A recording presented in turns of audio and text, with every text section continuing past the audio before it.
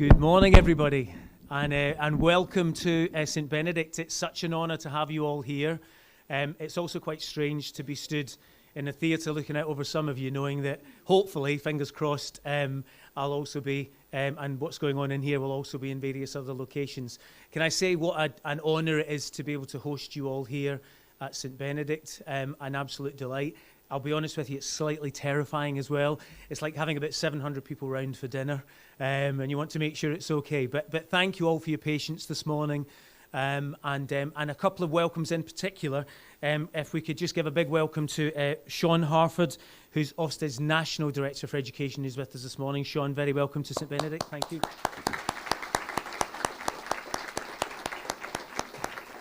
And another guest to our trust today is Fabian De Fabiani, who's Director of Character Education for the Odyssey Trust, who'll be delivering some sessions today as well. Fabian, it's lovely to have you with us.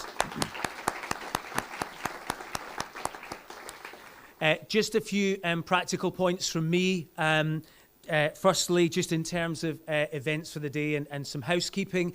Obviously, we're not expecting any fire drills. There's no planned fire drills today. If it does, if a fire alarm does sound for any reason, then if we gather on the bus bays out front, hopefully it'll be dry by then. Hopefully it's, I think the rain's going off about 10 o'clock this morning, so that should make things a little bit easier for us all. But it's unlikely to happen. You will hear some bells sounding at points in the day, and that's because there are about 700 of us here, so that's quite a big group to try and get into spaces. So at the end of break time this morning, at about 20 past 11, at the end of lunch break, and then at the end of each of the workshops this afternoon, which should all have the little stickers for by now, or some post-it notes telling you where you are, there will be bells, and that will just give us a little indicator to move off to those sessions. Toilets, hopefully by now, if we've needed them, we found them. In this block, they are down along that bottom corridor. There's two sets of male and female staff toilets. There's also some separate student toilets at the top. And then at lunchtime, so lunch and some of the sessions later will be up. This is what we call North Block. South Block is up the drive, which seems a bit odd, but this is further north. But South Block is where we have the dining arrangements. And again, if you make your way up there later, a bell will sound at the end of lunch break. So that's toilets, and there's other toilets up at that end as well. If you've signed in but you haven't managed to get a badge yet telling you where your workshops are, could you please make sure you go to the signing in spots at break time and pick up your little workshop badge there. And if you haven't got one, if you see Lewis and Griffith, well, if you see staff around, if you come and see me, if you still not managed to get your workshop sorted, I'll direct you to somebody who can get you there for this afternoon. In terms of lunch, oh, and my apologies, if you're in St. Mary's and you're watching now and the fire alarm goes off, again, there's no planned drill. You're to gather outside, and toilets, again, are signposted there. Now, back to lunchtime arrangements. So lunch at St. Mary's, if you're at St. Mary's now, your lunchtime arrangements are down there. There's a buffet down there. If you're here at St. Benedict in any one of the three locations, at lunch, if you make your way up to the dining hall, there will be 3 places to get served. There are 4 selections of food that you can have, and you can get your water and a piece of fruit and then make your way to the dining hall, to the gym, which is another place that you can be sat down to eat. And then if those spaces are full, to make your way upstairs to the maths classrooms upstairs in the main South Block, where again you can eat up there. If you have any questions, there'll be plenty of us around. There are students everywhere. There would have been more around this morning, but lots of them are baking cakes this morning to bring down for you at break time. So hopefully we should have some of those for you with refreshments at tea and coffee. For those of you that are here, tea and coffee, if you're in the theatre and RLT, that's the space we're in here.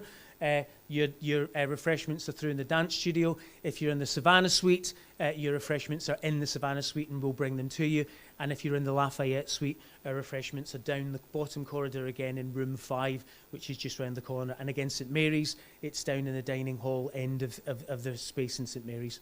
Okay, so that's it for the logistics of part of the day. I hope you have a wonderful day here at St. Benedict. And without further ado, I'll hand over to our CEO, Sean McLafferty. Thanks, everybody.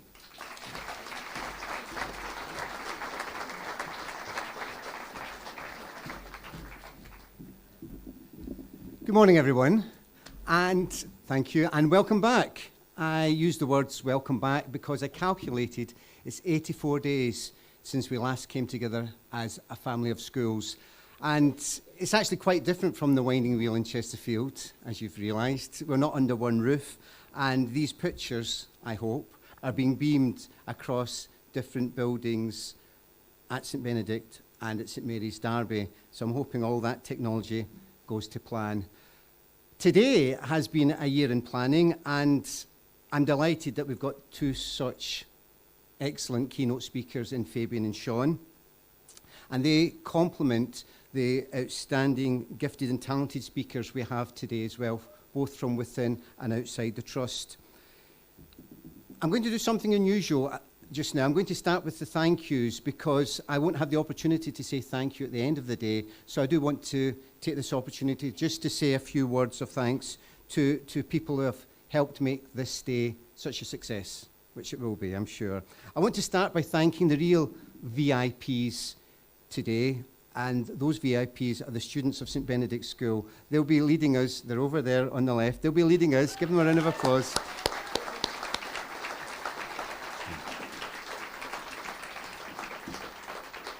They'll be leading us in a liturgy shortly and also helping staff navigate their way around the school. My thanks also go to the colleagues who formed the Teaching and Learning Working Party, led by Kate Mann. They met for the first time back in June 2019.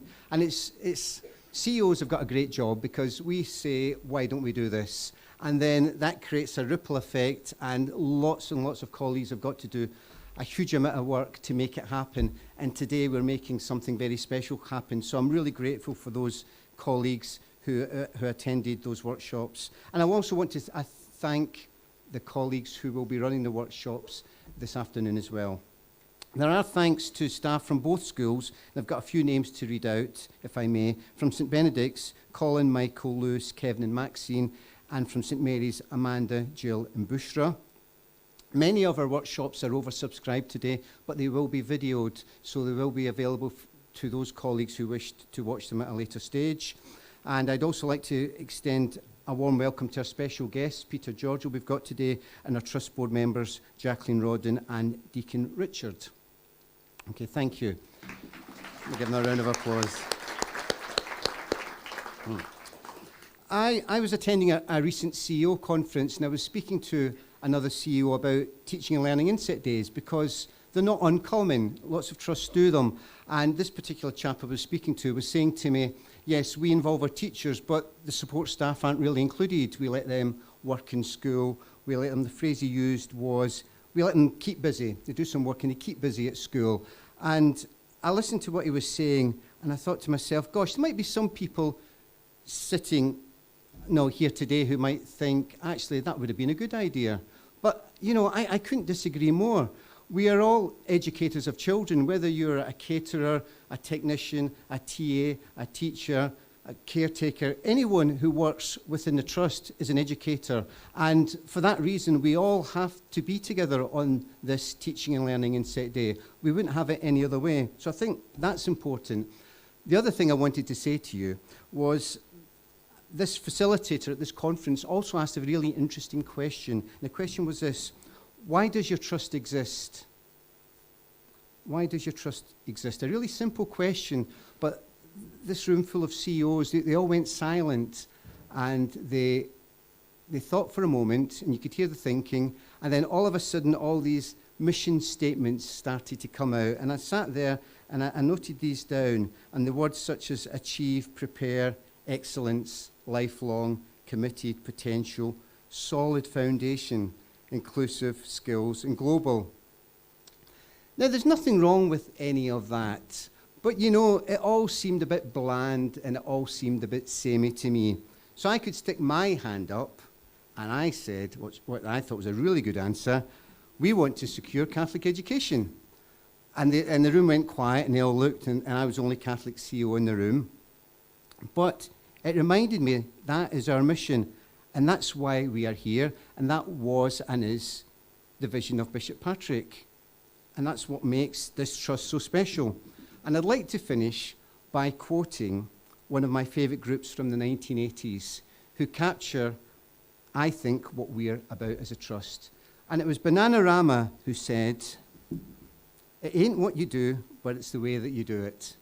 And in the St. Ralph Sherwin Catholic Multi-Academy Trust, we do it with love, compassion, care, and with Christ always at the centre. Now, before I hand over to the chaplaincy team, I just want to plug one item.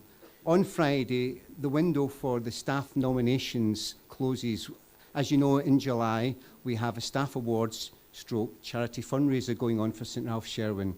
And I would love as many of you sitting here today as possible to take out your mobile phone, either today or sometime in the next few days, and nominate a colleague who works alongside you. We've got so many talented and gifted colleagues in our trust. You know better than I do because you work alongside them every day. So this is an opportunity for us as a trust to recognise those talented individuals and teams. So I'd urge you, if you've got the opportunity over the next few days, just go on our website, the link's there, take out your phone and nominate someone.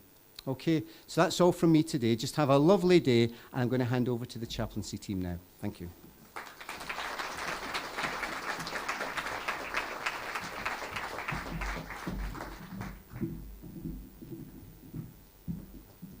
Everyone, let's start with the sign of the cross.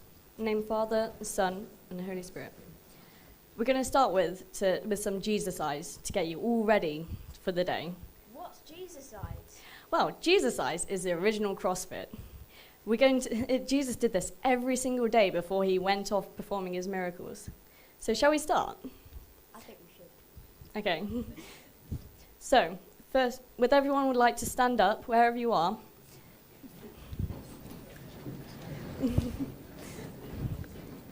Okay, so first, we're going to work in love. So put your hands in a heart shape like this, and then stretch your arms out. Careful not to hit anyone in front of you.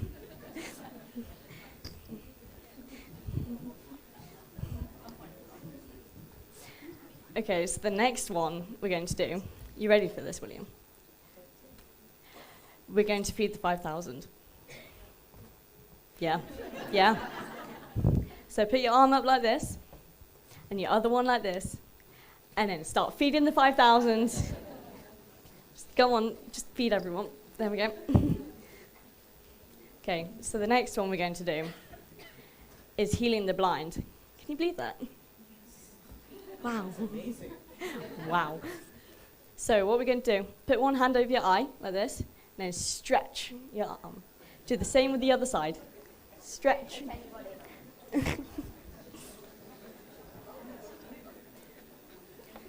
So, healing the blind. Okay, so the next one we're going to do is your favourite. I like this one. We're going to walk on water. So what we're going to do is start with a light jog. Oh.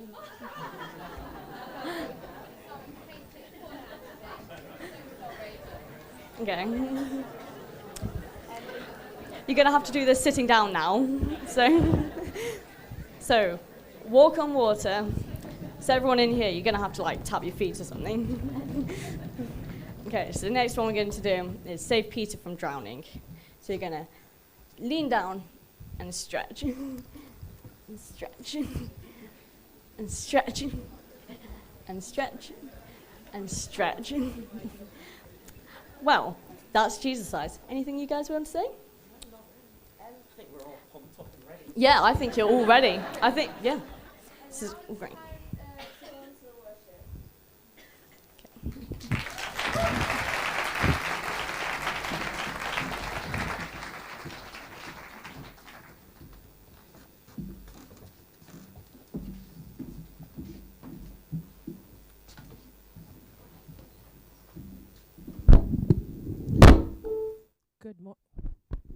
Good morning. Good morning. So we're going to sing a song that I know you guys all know and love. So we're going to praise the Lord. Go ahead and stand up. We're going to sing Here I Am to Worship. Oh, sorry. In your mind, you're lifting yourself up and praising the Lord. Give it a second.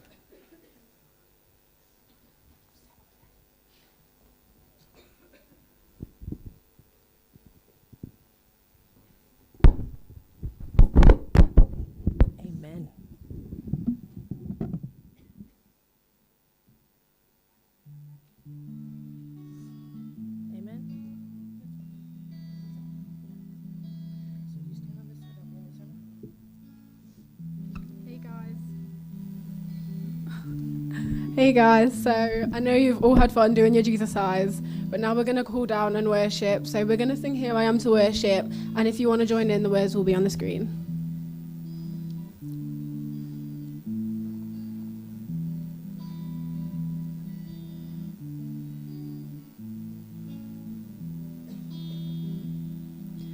Light of the world, you step down into darkness. Open my eyes, let me see beauty that made this heart adore you. Hope of a life spent with you. Here I am to worship. Here I am to bow down. Here I am to say that you're my God. You're altogether lovely, altogether worthy, altogether wonderful to me.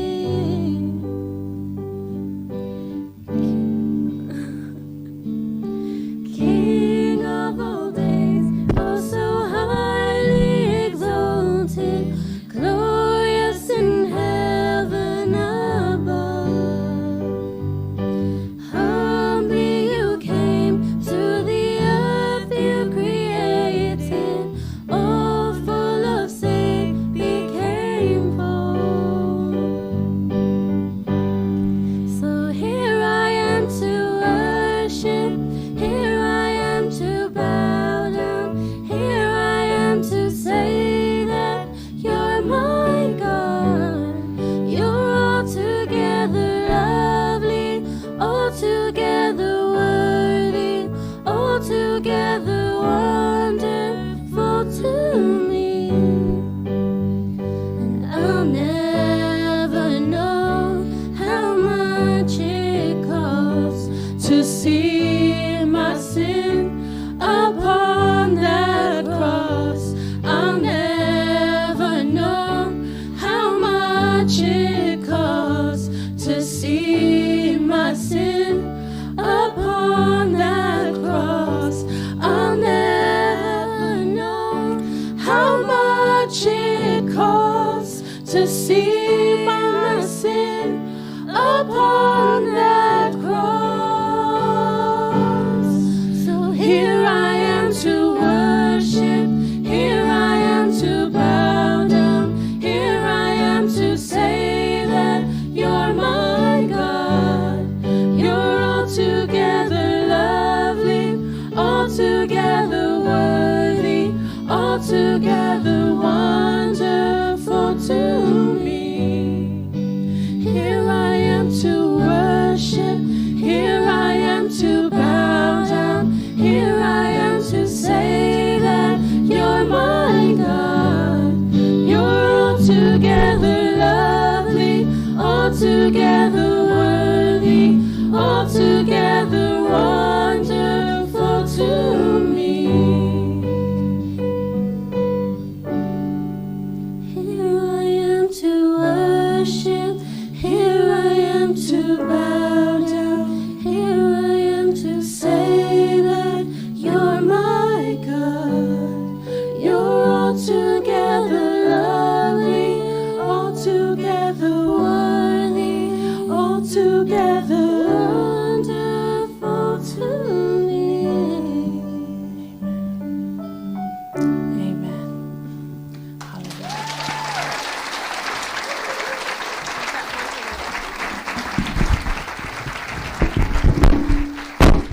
Okay.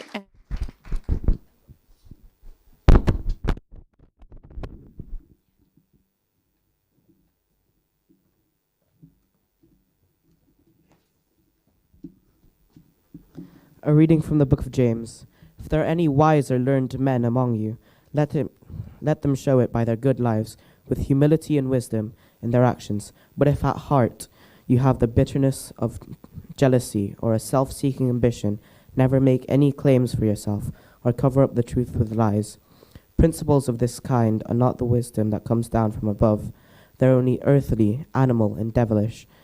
Wherever you find jealousy and ambition, you find disharmony and wicked things of every kind being done.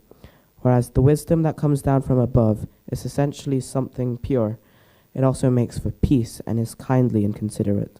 It is full of compassion and shows itself by doing good, nor is there any trace of partiality or hypocrisy in it. Peacemakers, when they work for peace, sow the seeds that bear the fruit of holiness. The word of the Lord. Thanks be to God. What a way to start the morning, guys. The scriptures are asking you, 700 teachers here today, if there are any wise or learned people among you. I think there might be one or two looking across the crowd.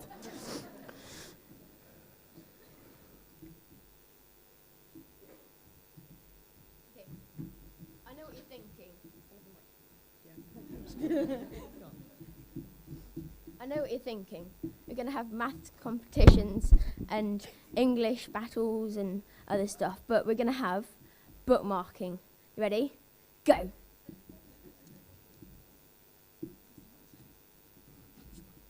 But that's not what it says. He's looking for humility and wisdom in our actions. Those actions that make peace and is kind and considerate. It's full of compassion and shows itself by doing good.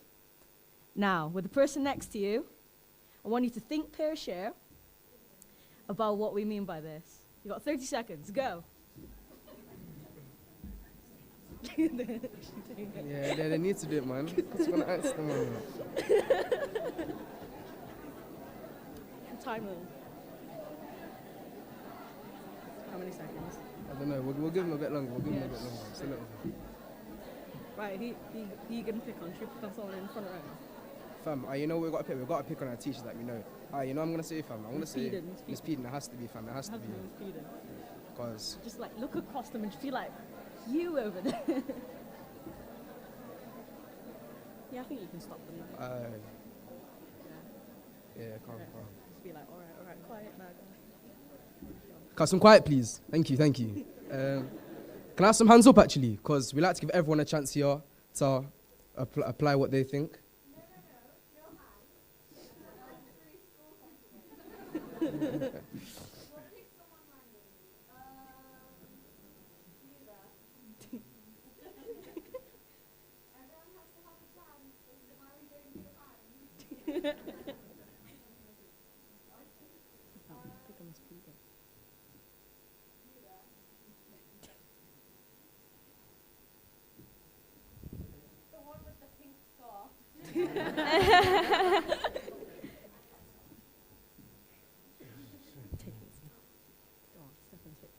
Actually, Miss Peden, have you got an answer?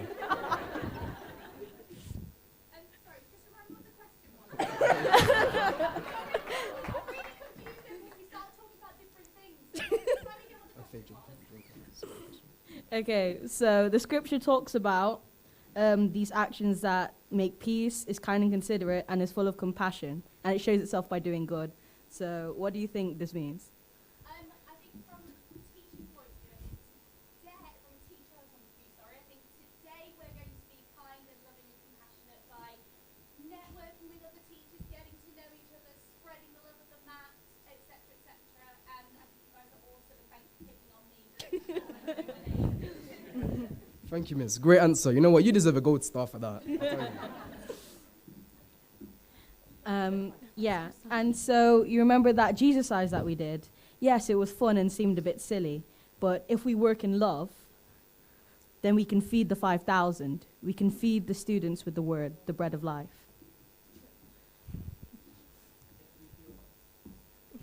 If we heal the blind, we can help students that can't see the path that they're going in life and lead them on the right path. We can walk on water, trust that God will sustain you and help you to do the impossible. If we save Paul from drowning, we can lift those up around us. And it's Peter.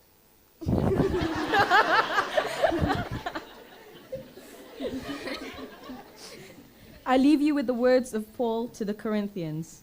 Be alert, stand firm in the faith, be brave, be strong, do all your work in love. Let's pray.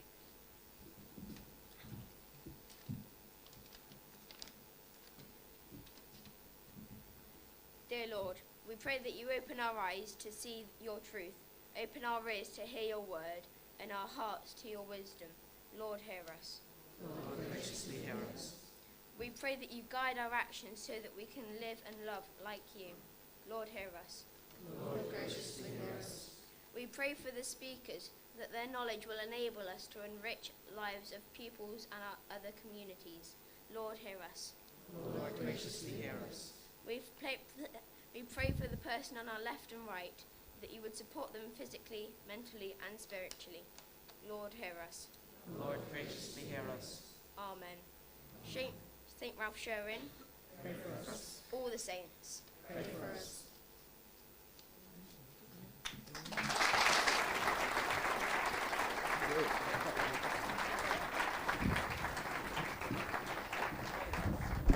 That's our lovely 210 Project chaplaincy team.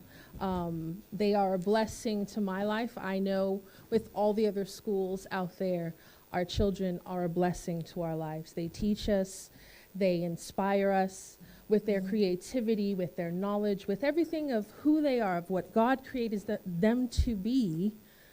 They're just a wonderful blessing to our lives.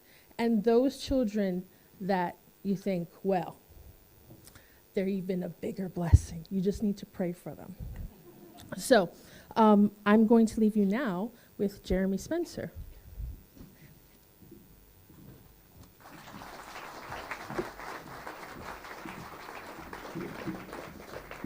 What a super start to the day there from St. Benedict students. Thank you so much for that. Good morning, colleagues. For those who are in trust schools who haven't come across me yet, my name is Jeremy Spencer. I'm the Senior Director of Performance and Standards at the Trust. And it's a genuine privilege this morning for me to introduce our first keynote speaker of the day. I think it's fair to say that a few jaws dropped open when news got around that a figure with such immense influence over the education system, Sean Harford, Ofsted's National Director of Education, will be joining us to speak at our inset day today. Sean and the work that he's covered for Ofsted over many years now is widely respected from numerous angles across the educational landscape. And having myself worked at Ofsted as a senior HMI until September of last year, I can tell you that the respect for Sean extends not just from outside of Ofsted, but also from within it as well, very much so. Sean is known for his straightforward, no-nonsense approach and his clarity of thinking. He's probably best known, though, for his non-stop efforts to dispel myths, or bust myths, as it might be known. And they're things, obviously, that could cause schools anxiety and concern and additional workload if left unaddressed. And Sean has really battled to make things really clear from an Ofsted angle.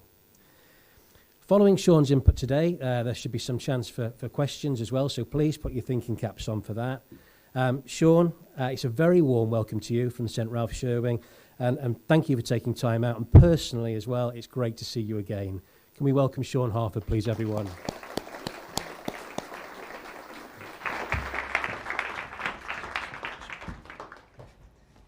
I'm just going to give a signal to Tom, because I'm not going to use that. Tom, I'll use this, if that's okay. I can't see you, I'm assuming that's fine. Good.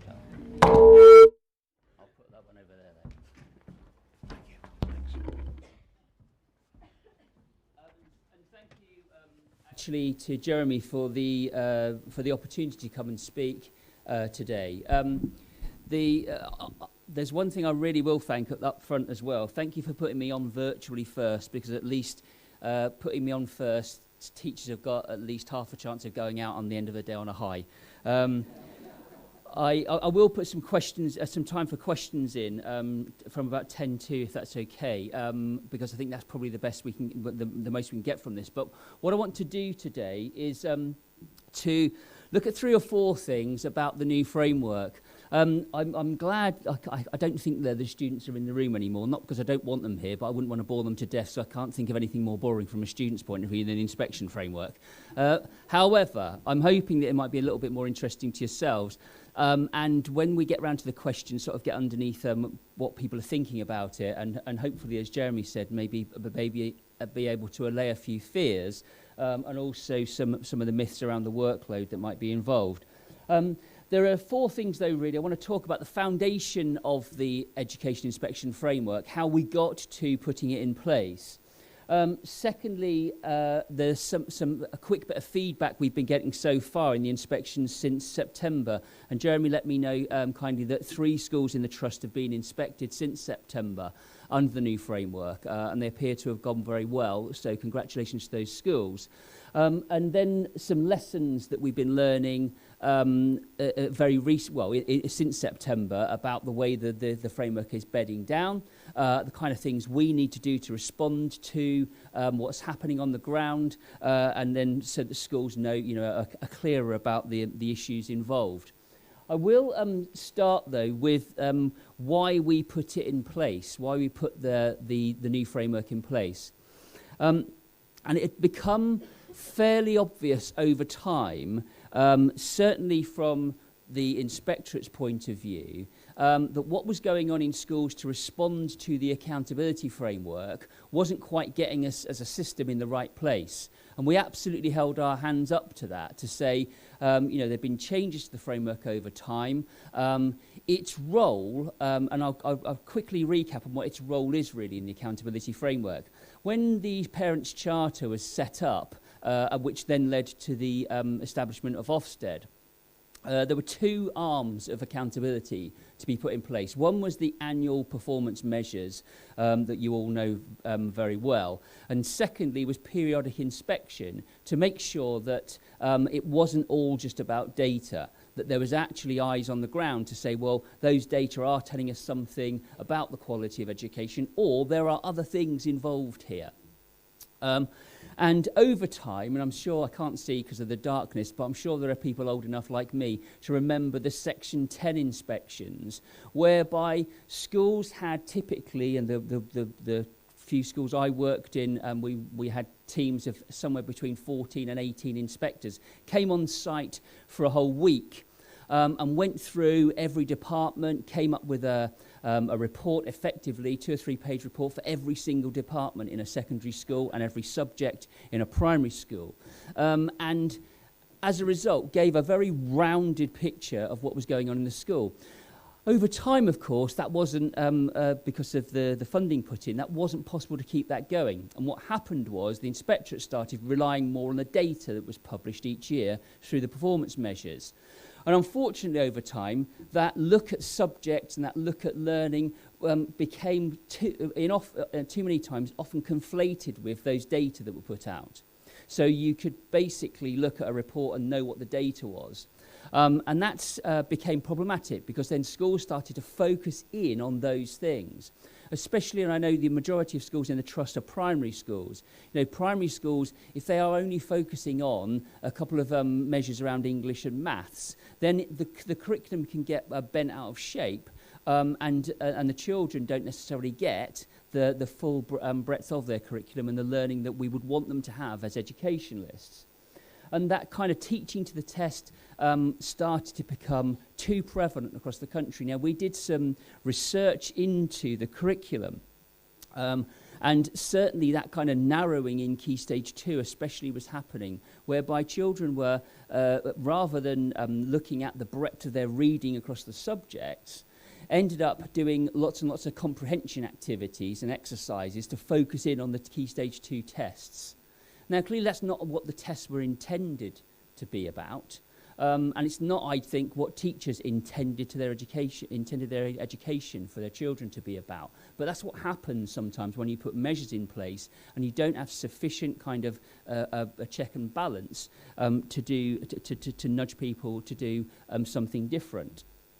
So what we did was we made this case to the Department for Education to say we really need to have a step back moment here in the system, and we need to make the curriculum much more important now than it has been, because it was many years since Ofsted had reported on the curriculum in the kind of way we used to. So that was the kind of background for the framework. Amanda, my boss, kind of encapsulated it there. In saying that we should be, a force for improvement in the system. And to be honest, too much of what we were doing was really focused in on the things that the tests were trying to achieve with children. So we wanted to put the curriculum back at the heart of inspection. And there were a couple of other things that touched on what Jeremy was talking about, the workload issue. We were finding that when we were going into schools, that the data that teachers were collecting was often not used for the intended purpose, i.e. of improving the learning of children, and it just became something to prove to somebody else rather than improve learning. And you will know from your own experience that when somebody else is looking at those data, it changes the use of them. It changes the ways you use them to improve learning. And it becomes something that ends up, as I say, to be a proof rather than something, a useful tool. I was on Becky Allen's commission that she ran 18 months ago, a couple of years ago. And one of the things, and that commission was to look at the use of data in schools. And we had witness after witness come to that commission saying they were being asked by schools for 6 data drops a year, especially in secondary schools. And of course, the amount of incremental learning that children do at 6 points across the year is tiny. It's virtually unmeasurable. And yet people were being asked to feed the machine, which included inspection, to feed that machine and put that data in so that ostensibly we would know what children are learning and how well they're learning. But it was just a bit of a myth, really. And so one of the things we wanted to do there was be really clear that actually we don't see, in line with Becky Allen's commission, we don't really see any need to be taking those kind of data temperature takes more than 2 or 3 times a year. And then that starts to fit better with the rhythms of the year anyway in terms of teaching and learning. The other thing we saw, which was more worrying really, was the off-rolling of children, especially between year 10 and 11. And really, it couldn't be described to be being done for any other reason than trying to manipulate the results of those youngsters at the end of Key Stage 4. We had a list of around 300-odd schools where it looked like it was being done particularly badly. And we've identified some of those schools. But, of course, part of our job as an inspector is to signal the kinds of things that are acceptable in the system. And I don't think there's I've never met an educationalist that would say that it's acceptable to take children off the roll just because they're going to take your results down. There are many reasons why it might not be right for a youngster to be in your school at that point in their career. But just because they're going to reduce your results cannot be one of those reasons. So this is built into the new framework as well. And the other one, which is, again, is probably quite controversial, is about gaming. And we've used this term. And it isn't meant to be pejorative, but it can be taken in that way, and in the wrong way in many respects. But what we don't want are children being put into, for example, Key Stage 4 GCSEs, or more likely BTECs and what have you, when they're not appropriate for those children. We saw that a number of schools were putting whole cohorts of children into certain qualifications merely because they gained scores in for example, Progress 8. One of them was the European Computer Driving Licence, where whole cohorts of children being put into that test to gain points in the P8. Then came the ESOL, the English as a Second Language WEES, which ended up with between 90 and 100% of some cohorts being put in for it was a level 1-2 Cambridge course, equivalent in the tables to a GCSE, and there were typically 5 to 10 to 15% of children in that school with who were EAL. So it was clear that and it accounted in the open bucket, the PA open bucket. So it was clear that there can be one reason for doing this, and that is to manipulate those scores. So we've been really open and honest to say, look, we will look at those things to make sure that schools aren't doing them, and that the choices we're making for our youngsters are really in the best interest of them and not just the school. So it led us to the framework with 4 main areas that we assess. And purposefully, the quality of education is the biggest block there. It's our view that you can't be a good school unless you're providing a good quality of education, or outstanding unless you're providing an outstanding quality of education. And so it's right that it has a central point, and I'll come back in a minute. I'll explain how we try to get underneath that. On the right-hand side, the other three key areas, I want to pull out one in particular. And I think it's really, whenever I go to faith schools, it's really relevant in the work of the schools, and almost always woven into the fabric of the school in terms of the personal development of the youngsters. Now, clearly, the inspectors that come along to most of the schools in your trust, and I think you're all within the diocese anyway, so you will all have a Section 48 inspection, that we don't comment on RE, and we don't comment on the Christian ethos. However, that kind of thing pervades all that the faith schools I go into do.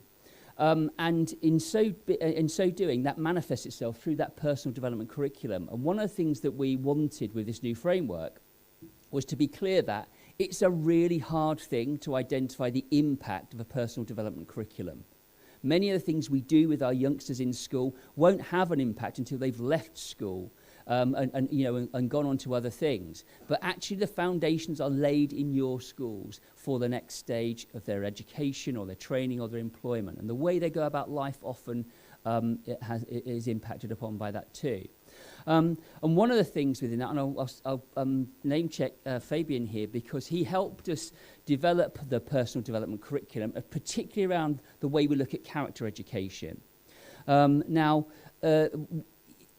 Character education is misused, misnamed in many, many different ways across the country. But the reality is, at the heart of it, it's about how we develop our young people to go out into the world, be resilient, be able to do the things they want to do, meet their aspirations, be confident about doing that in life, and being kind to people. And many of the things I heard in the liturgy there absolutely underline those principles. So in many respects, your schools are onto a head start there with that ethos that you're building up with the youngsters over time. I'm going to focus now, though, on the quality of education. And one of the things on the slide here, the deep dive, is one of the things that we got a bit of flack about. I remember just before we published the framework or the handbook, Amanda saying to us in her office, "I really don't like this phrase, deep dive. It's going to get ridiculed. Can we think of another phrase that describes the work that goes on in this methodology, but not call it deep dive? Oh, and by the way, it can't be any more than 2 words." So we came up with deep dive. And of course, then Twitter was alight with all kinds of memes and various different things about deep diving and needing oxygen masks and all kinds of things. You live with it. In the job we do, we live with that kind of pushback. But it is important as part of the methodology for getting underneath what a school's quality of education is, because it really does get into those places where previously we didn't. So the way we go about this is to say, right, let's have a discussion with the senior leaders in the school. Let's have that top-level discussion which really goes into what is your curriculum about, what it's trying to achieve, what kind of offer is there for the children. And this goes whether it's a primary or a secondary school.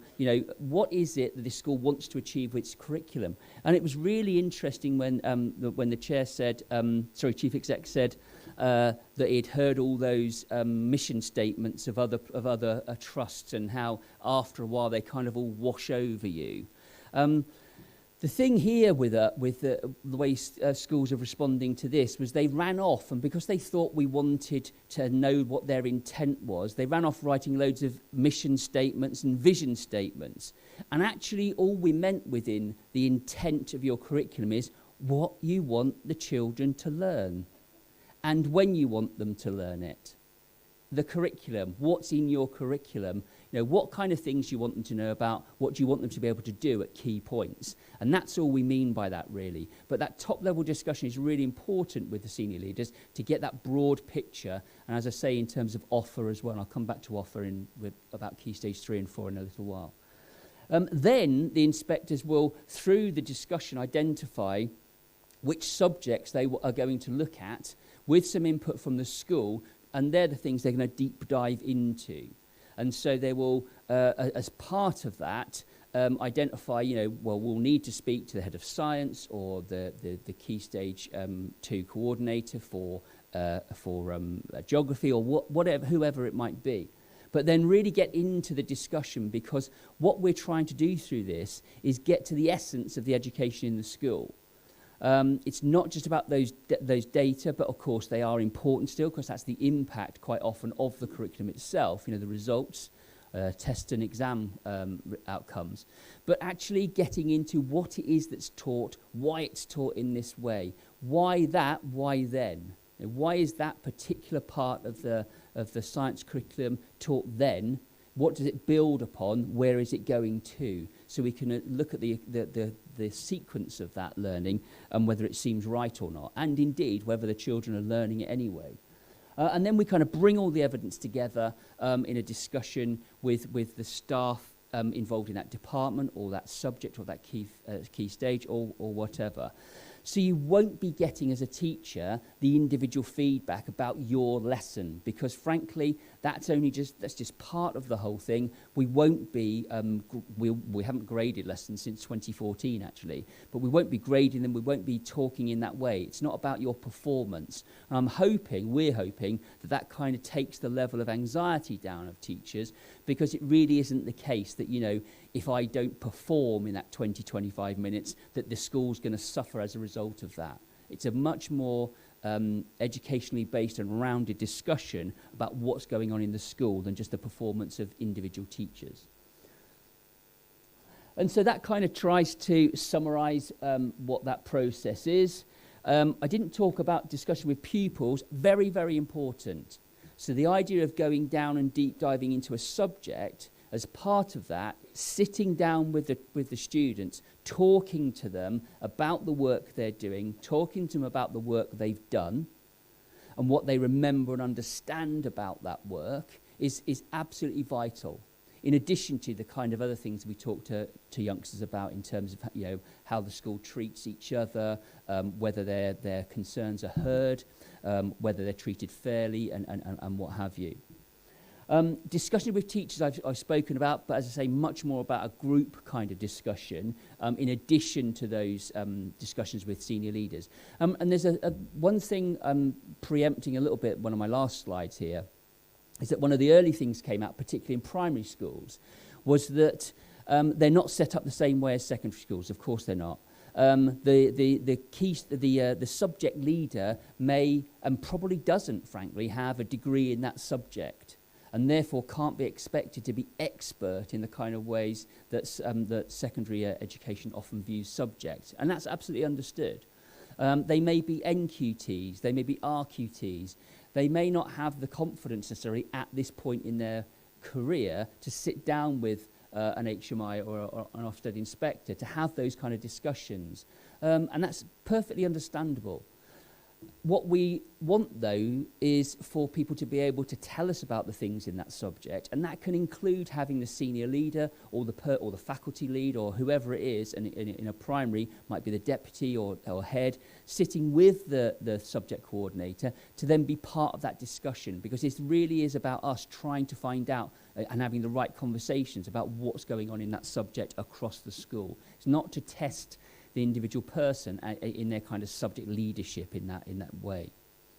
And finally, on the right-hand side here, the connection of work and what we see in lessons is really important. So we'll actually look at the work that those children that we were in lessons with and talked to have produced in the past and also now, and asking the question, have they been set up in the right way to actually be able to do the thing they're being asked to do?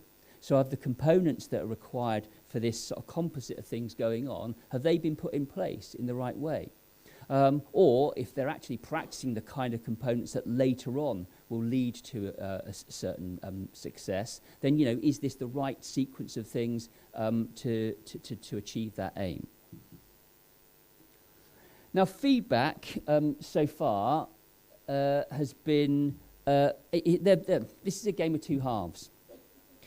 Our Post-inspection surveys have come back with very positive feedback, not dissimilar to our previous framework. Around 80 to 90% of people being, of schools being positive about the experience, about what it's led them to, the way it was conducted, and that kind of thing. If you then, and thankfully I'm not on Twitter anymore, but if you then look at Twitter and you see some people, how they're portraying it, it feels very, very different. And we really want to get underneath what that difference is and why there is a difference. Because, you know, I'm looking you all in the eyes and saying, when people respond to our survey, and we get about 70%, 65, 70% of schools responding, and they're not all the ones that got outstanding, I have to say, the responses are very, very different to how it's being portrayed in the media. And we really, to get this in the right place and to learn from the things that are being said to us, we really need to understand how that is. So we're in listening mode to get to that point. But that's from schools on the left, early years in the middle, and further education skills on the right. But that's quite typical of the kinds of things that people are saying about the framework itself. The deep dive methodology, again, is being reported in various different ways. The vast majority of schools we've been working with say it's the right way about going about understanding that the quality of education through those subjects. Sometimes people say, if you hadn't have chosen those subjects, it would have been different. And we need to look at that to see, following the first day, where else we might draw information and evidence from. But certainly it's leading, from the schools that have spoken to us directly, it's leading to a better understanding on the part of inspectors about the quality of education. The schools that in your trust that have been inspected, the 3, will have noticed that the reports are very, very different. They are no more than a couple of sides, really, and then some areas for improvement. And this was very deliberate on our part to focus that reporting onto parents. When we went out and did some polling with parents and then sat them down and talked to them, they said to us, well, we don't like, this was under the previous framework, we don't like the report. It's too long. It's normally about 5 pages, the old report. It doesn't really speak to us as parents. We don't read beyond the first page, and we don't like your front page. So it's a bit like getting that report as a child, isn't it? You know, where do I go from here? So what they came up with some really insightful things, which were basically, what I want to know is my child going to be happy in this school? Are they going to be safe? And tell me something that actually shows you've been into our school, that you understand something of the uniqueness of the school. And that's basically what they wanted. Now, obviously, those aspirations and needs of parents are varied and many, but the general identification was of those things. Is my child going to be happy? Are they safe from things like bullying? And what's unique about our school? And then go into what the school does well and what it could do better. So that's where we've landed. Schools have said to us, yeah, but that means we haven't got the kind of information that we had previously. Trusts, again, slightly at the arm's length, depending on how the feedback goes and who's invited, etc., who comes to it. Again, there's this issue there that we don't get the information we used to. It really is a case of schools having someone who can take a really clear note of the kinds of discussions. And that means when you're in team meetings with inspectors, as I'm talking to the senior leaders really here, when you're in the feedback, take a really good note and ask questions at the point where if something's unclear as to why that's being said or what's been found out. But we are keeping that under review to see if we can improve that over time. However, it's not been all sweetness and light, obviously, and some of the things that schools have said to us on the left-hand side there, that's the issue I picked up about small schools, particularly small primary schools, who felt that their subject leads weren't in the same way responsible for the subjects as secondary heads of department, for example, and we recognise that.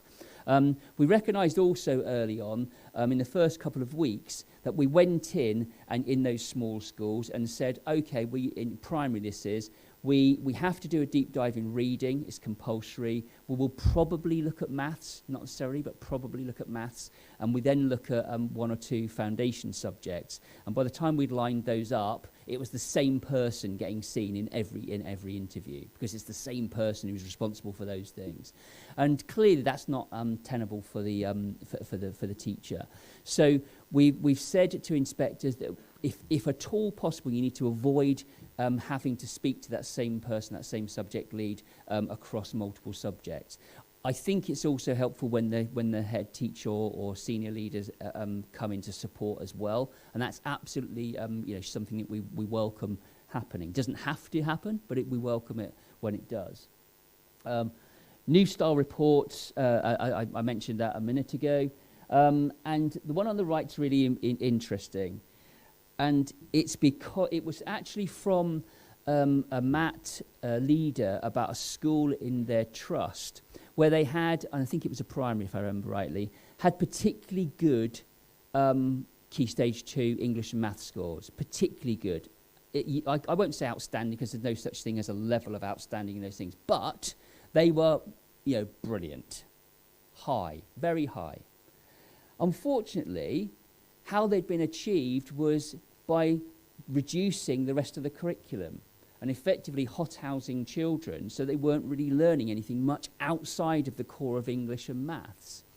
And going back to the point I was making at the start, this is being writ large, for example, in science in primary. If any of you have a moment, have a look at the test scores for science when they were last used as a test across the whole of the country, all schools in the country, end of Key Stage 2, it was about 75 to 80% of pupils achieved the expected standard in science. The government, when they stopped doing science testing in Key Stage 2, they put in place, as you'll know, a sampling kind of test across the whole country, where the scores don't count for the school, but they try to get an idea of what's going on in science through them, and they do a representative sample of primaries each year. Guess what the outcomes in those tests are now of expected standard? 21%.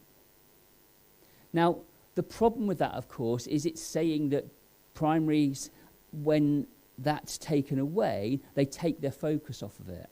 And this school where they said, you're a coward. You can't. All you're doing is sticking with your framework. Look at our results; they're brilliant. But of course, the framework has more in it than just the results. It's about the things that are being taught, the expectations of those children, what the knowledge you want them to learn, the things you want them to be able to do across the curriculum, not just in those narrow subjects of English and maths. And I think this is a way we have a ways to go on this to move people's thinking, because let's face it, not so long ago we were thinking like that as well as an inspectorate. So we need to nudge the system in the way that is going to get us in the right place, the system, as opposed to what we've been seeing over the last sort of 5 to 10 years. These are the main points of learning, really. Deep dive in primary schools, I spoke about that.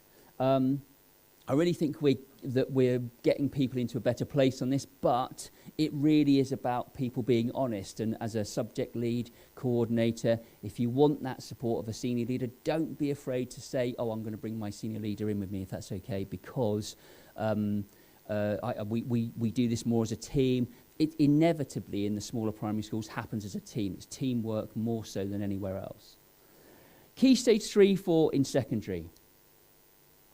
I haven't mentioned this yet. Oh, is that the time? No. Okay. Key Stage 3, 4. About 50% of secondary schools in the country moved to a 3-year Key Stage 4. In other words, doing GCSEs in some form, whether it's the complete spec from the start of year 9 or some kind of transition year where you move them on to GCSE content over that year.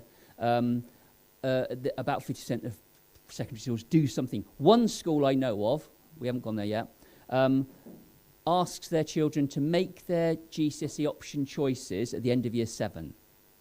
And they start their GCSEs in year 8.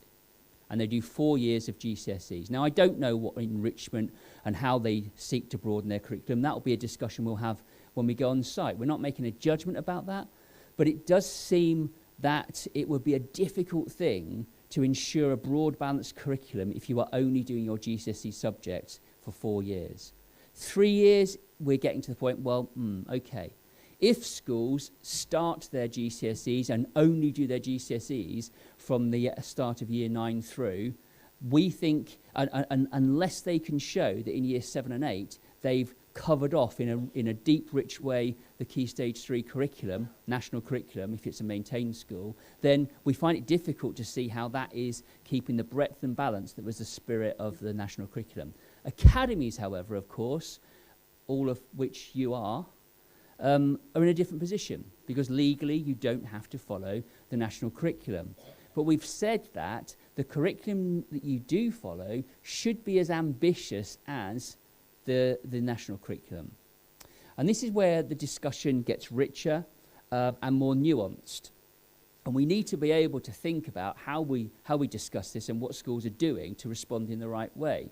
So it isn't just that if you spread them over 3 years, it's the wrong thing. Some schools are bringing the key stage, the GCSE spec in towards the end of year 9. It's few in number, but some are. Some keep the children doing the full curriculum across the key stage 3 subjects, but then start the GCSE specification in all of them, and then give the option for children to drop down at the end of year 9. So there are a myriad. I think somebody on Twitter the other week pulled together 25 different models of curriculum. That's why it can never be this is right and this is wrong, and here you go, here's your template. If the government decided to do that, that would be a different thing. But we can't do that as the inspectorate. So it's about an educational discussion. But it's something that is going to play out over the next the medium term.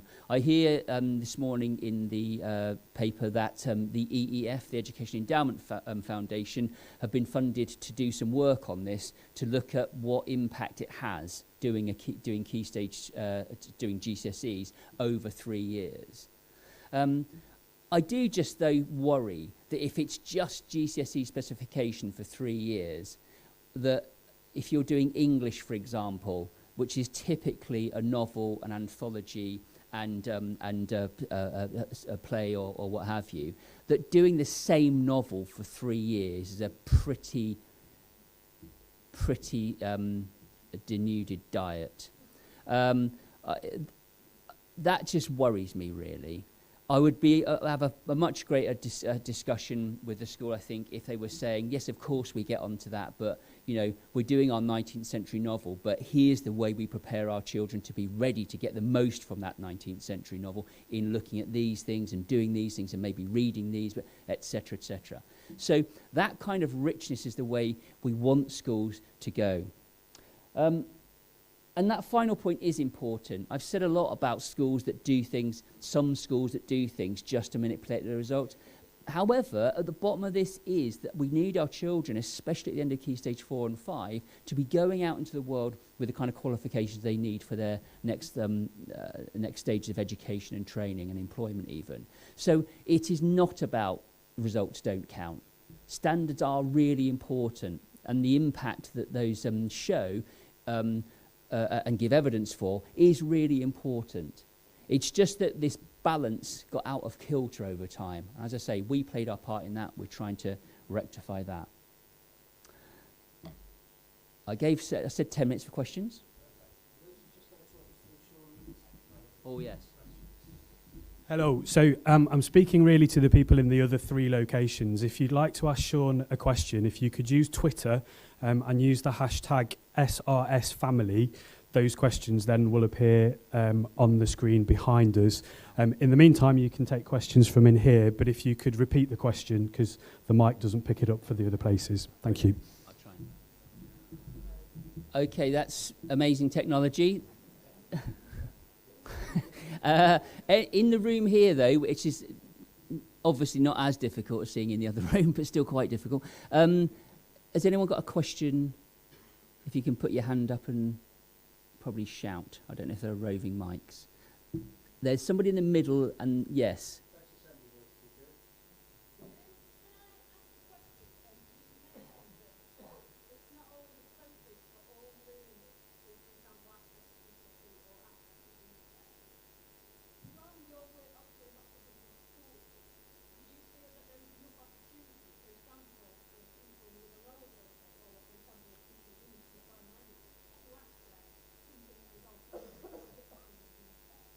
Okay, so the question for the other rooms was, is there enough opportunity for youngsters who would benefit from a BTEC or a different alternative kind of accreditation to do so and still, and I'm guessing, and still get the credit here and be recognised as such by the...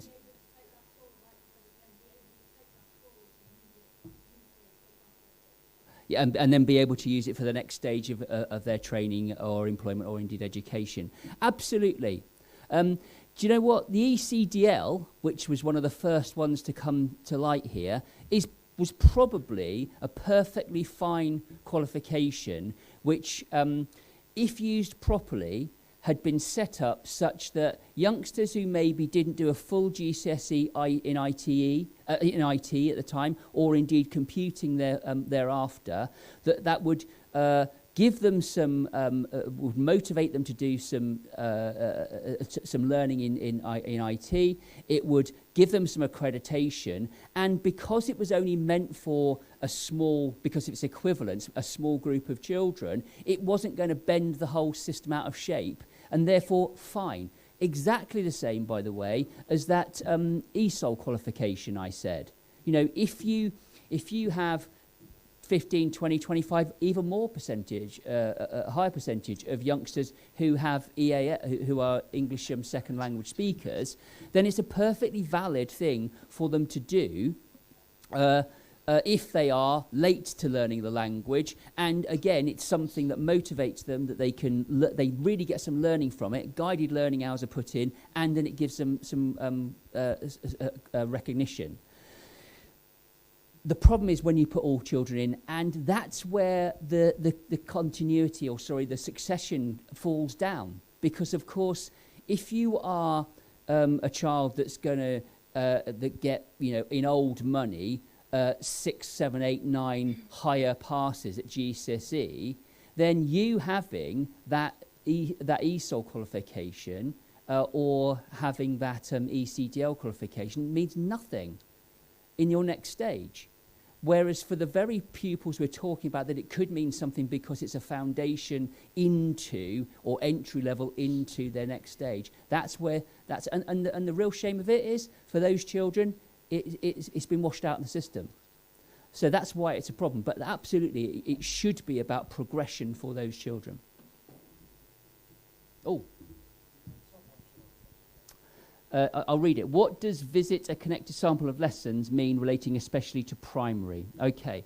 What it means is, if you are looking at a particular subject, that you will go to lessons that are teaching that subject at that point, and that's why I'm sure the primary issue has been raised, because of course that's more difficult than in a secondary school. But looking at those lessons as they're happening, as they're being enacted when we're in the school, and then looking to see what the sequence of lessons running up to those were about, so the connection to the previous learning, and indeed it could be sequences of learnings from previous years that are set up in the curriculum for the children to learn those things and bring that knowledge forward and use it in a different context. So it's looking for those connections, as opposed to, and what we're trying to draw a line here between, is what we used to do in the older frameworks, which was almost look at them in isolation, and that they didn't see the connection with what the learning over time was about. And that's when it became a performance. If I had I'll try and squeeze this story in 30 seconds. I was on a team that was monitoring a school many, many years ago in Swindon, and we went back to this school. It was in special measures, and the first time we went, we saw the history teacher dress up as a monk and give this absolutely brilliant lesson about the Reformation. Yeah, we went back the next term, same teacher, same lesson. It was graded outstanding first time. The lead inspector went to him the second time and said, it was an outstanding lesson, but if we see that again next time, it's inadequate.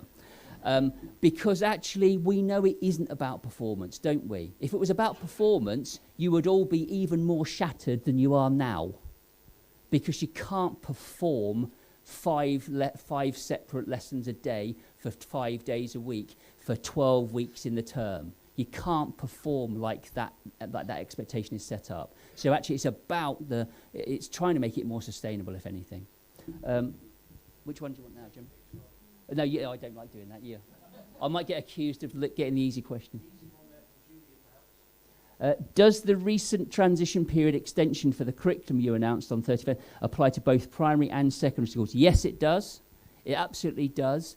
The transition arrangements are set up to enable those schools that are in the process and development stage that the curriculum isn't where they want it at the moment, to help in that process. It doesn't apply, though, and this counts for primary and secondary, it doesn't count in English and maths. Because the argument is that, especially in primary, that we haven't been focusing as much effort on the foundation subjects as English and maths. That we understand that, and we've seen it in schools. But actually, the thing is, you have been focusing on English and maths, so you should have those in the place that they should be in terms of the curriculum, the sequencing, etc. But it does absolutely apply to both. Another one? Which one? Okay. Now, it could be, so we get the inspection data summary report prior to the inspection, part of our planning. So it might be subjects that look particularly good or particularly weak from that we might look at to say that's interesting. In primary, of course, it's got to be reading. It might well be maths, and it's got to be foundation outside of that. But also heads and deputies in the room. If you in part of that discussion with the lead inspector at the outset, you should really have an idea about which you would like some feedback on as well. And so if you say, yeah, you've chosen those three, Sean, that's fine. That one there, is there any chance of, instead of doing that, doing music or something, or drama or what have you? So, or D&T if you're really brave in a primary school. But the point that was a joke. God. Okay, but the point is that actually you should have there should be a little bit of give and take on that. The inspectors will have a clear idea from the kind of information they've got, but actually you should have some way of saying, what about, or even this. You might say, look, you might want to compare a couple of subjects. This is one we've worked really hard on in the curriculum, and this is our aspiration and will be where we get with our curriculum across all our subjects in this one. Yeah, this one, we haven't done much with that. We brought in a scheme a few years ago. It's been running through, but we haven't got to that one yet. It might be helpful for you to compare to see what we can do when we focus in on really strongly on this one, and where we're going from as a development point for that. That will be welcome, because that's an honest appraisal of where you are with your curricula, your different parts of your curriculum.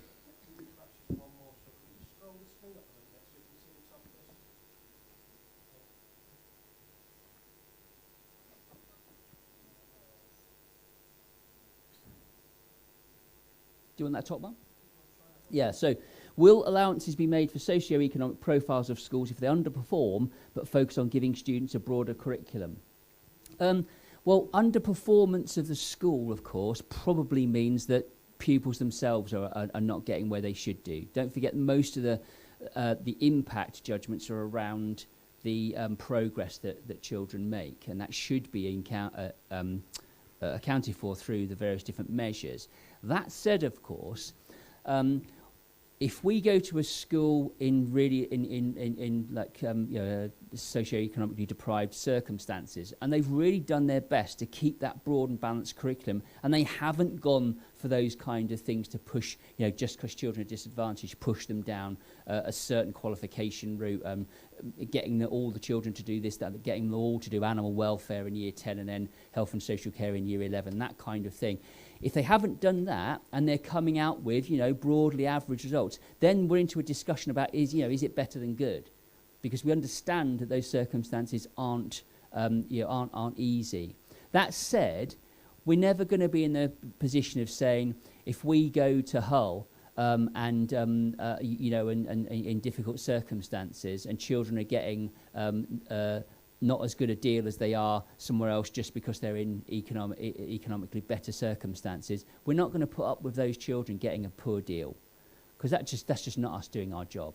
So it's about being aware, and it's about being sensitive to the circumstances without being dumbing down for children, because we in tough circumstances, because that's their way out of those circumstances quite often.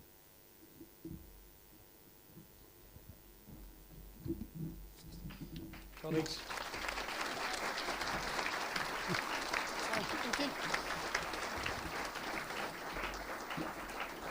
Colleagues, I think it's incredible. There are a huge amount of information wedged into that time period. It really was. Going through what the framework's about, the response to it, and some great questions from you, which were answered with immense clarity. Sean, thank you once again for joining us today. Really do appreciate it. Colleagues, Sean Harford.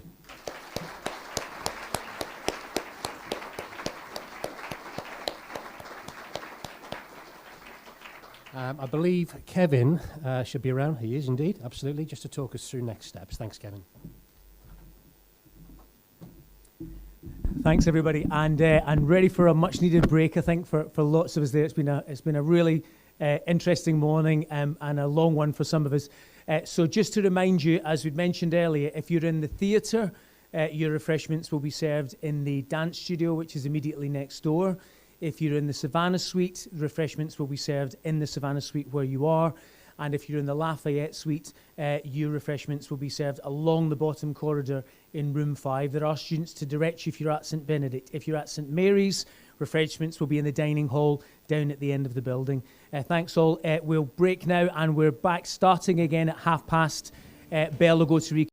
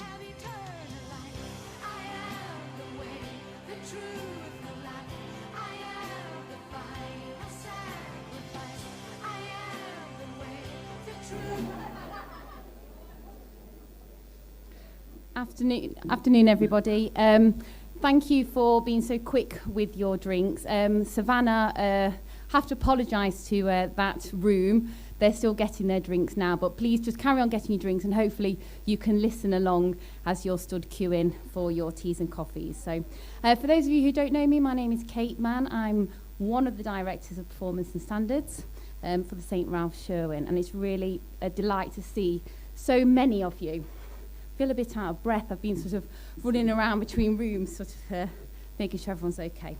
So it is my great pleasure to welcome Fabian to our first St. Ralph Sherwin Multi-Academy Trust Inset. Fabian is a Director of Character Education for the Odyssey Trust, as well as developing character education across multiple schools, working with leaders both nationally and internationally. He has, and Sean did mention earlier on when he was talking to us, he's also advised Ofsted in the formation of the section around personal development in the new framework. So colleagues, may I please introduce to you Fabian.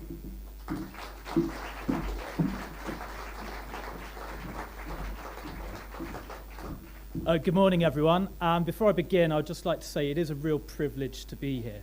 I travel around going into different schools. I work within my own school and for a trust. But genuinely, from the minute I walked in, there is a warm sense of atmosphere here and a very positive atmosphere. So thank you for having me.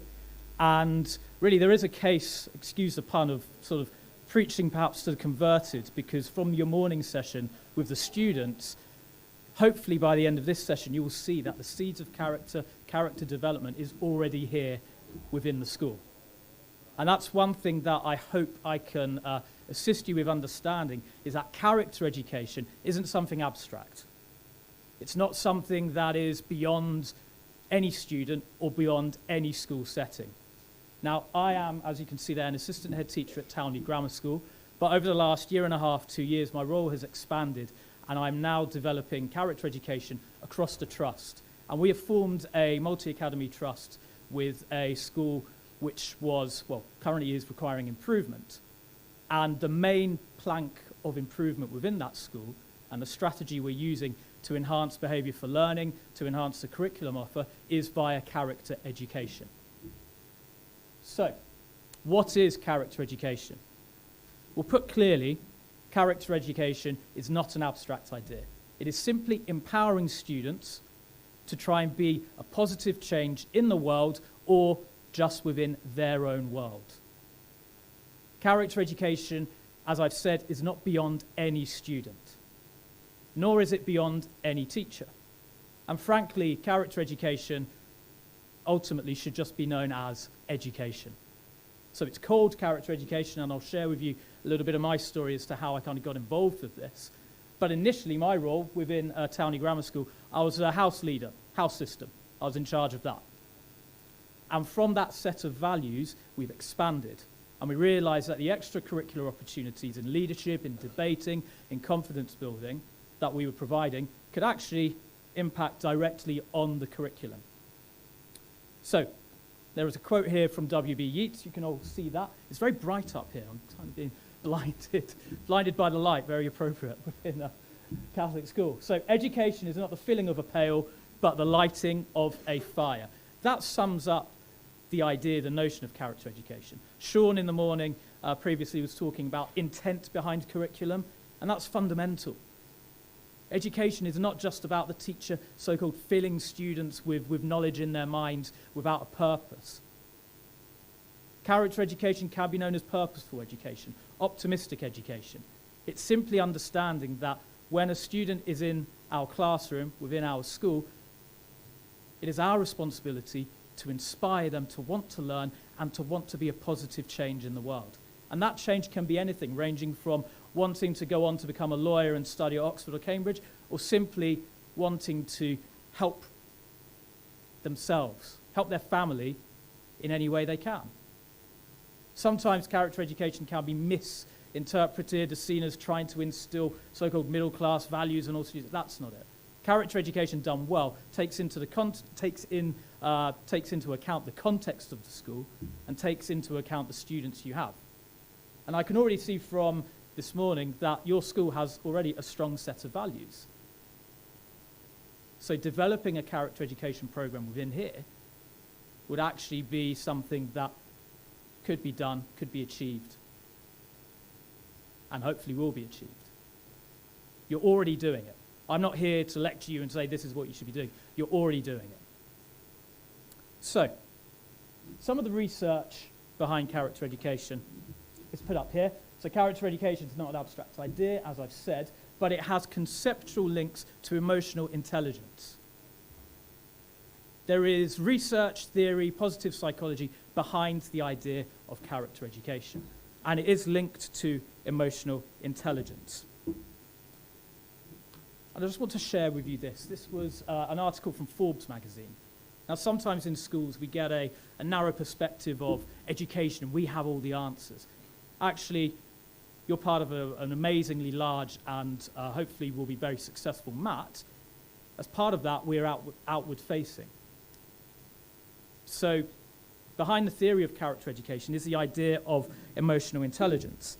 And emotional intelligence was defined by Daniel Goleman, who wrote a book about 25 years ago that set out the mark on emotional intelligence. And he said, emotional intelligence is the ability to sense, understand, value, and effectively apply the power of emotions as a source of human energy, information, trust, creativity, and influence. And in this article, Forbes have highlighted 4 key areas that they believe leaders and employees should develop. Traditionally, this would be known as so-called soft skills. Now, I think the term soft skills can be useful to an extent, but actually these skills here are far from soft. They're very difficult to develop. They're very difficult to master. We know in the world of work, we know throughout our adult lives. So trying to aspire and giving students the opportunities to develop these interpersonal skills, a level of emotional intelligence and character will serve them in their lives. And it was very encouraging to hear Sean previously say that actually these things can't be measured simply. And character education, embarking on a journey of trying to develop character education, should avoid a tick box approach. It's a long-term objective, it's a long-term journey. So intrapersonal, leaders need to know themselves, which includes understanding what makes them tick and how they can continually develop self-efficacy. Interpersonal skills, leaders also need to become masters at great communication and building rapport across their teams. Adaptability. This relates to essential competencies of critical thinking and problem solving. Engagement. Leaders must foster a positive environment that builds synergy among team members. Now, you've replaced the term leaders with students. That gives you an idea of the aspiration behind character education and the research behind it, and the concept as a whole. And I also want to dispel the myth that, I've done many conferences in the past and CPD sessions, and quite rightly people question, of course, critical thinking is what's needed for progress. But sometimes a false dichotomy is created where they say, you can have the academic ability, but then, the soft stuff, or it comes at the expense of that, or you can do the soft stuff without the academic kind of rigor. That's a false dichotomy. That doesn't exist. This is all part of education as a whole. You develop confidence within students, they're then going to learn better. How do they become more confident? By learning knowledge and by learning new things. It instills within them a sense of purpose and a sense of confidence. So there's a symbiotic relationship between character and knowledge and academic rigor. In terms of defining character, this is how we've developed it within my school and across the trust. Now, science teachers amongst you will probably be shielding your ears, but we base it upon the classical idea of the 4 elements. So we have earth, water, fire, and air. Now, I mentioned character education is not an add-on. So throughout our curriculum and throughout our co-curricular, extracurricular opportunities, we try to provide, in balance, as many opportunities for students to develop their sense of earth, water, fire, and air. So earth, put simply, could be seen as their physicality, their physical competence, whether they're playing sport, whether they're doing PE. How are they comfortable within themselves physically? The water is the sense of well-being. You cannot develop a strong sense of character without a fundamental sense of positive well-being. So it links to mental health, it links to positive psychology. The air, that's the stuff they're learning in school, the knowledge. And then fire is the passion. If you go back to the idea of W.B. Yeats, it's the lighting of a fire. What do they want to achieve in their lives? And whatever it is, we should be inspiring them to believe it is achievable. So for character to be developed within a student, within a school, these 4 elements should be in balance. And I think you'd find that all of this is already happening in many, many schools. It's not about rewriting stories or rewriting education as a whole. It's about maybe reframing the lens through which we see learning, curriculum, intent, and student development. I want to share with you a brief video clip which gives you an idea of the end point, so the end journey. I couldn't bring the students with me today, but it gives you a sense from year 7 up to 6th form, because we have students from year 7 to 6th form, as how maybe you could measure character. What's the impact of following a curriculum along this basis? What's the impact of trying to develop character amongst young people?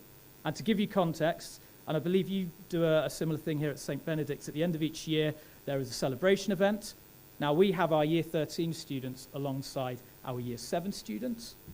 So our year 7 students can visualize the end point, the end journey, the role models. And we do this across both schools. And this video clip will hopefully explain to you in a bit more of a tangible way what we mean by character education and the impact it can have on a young person's life.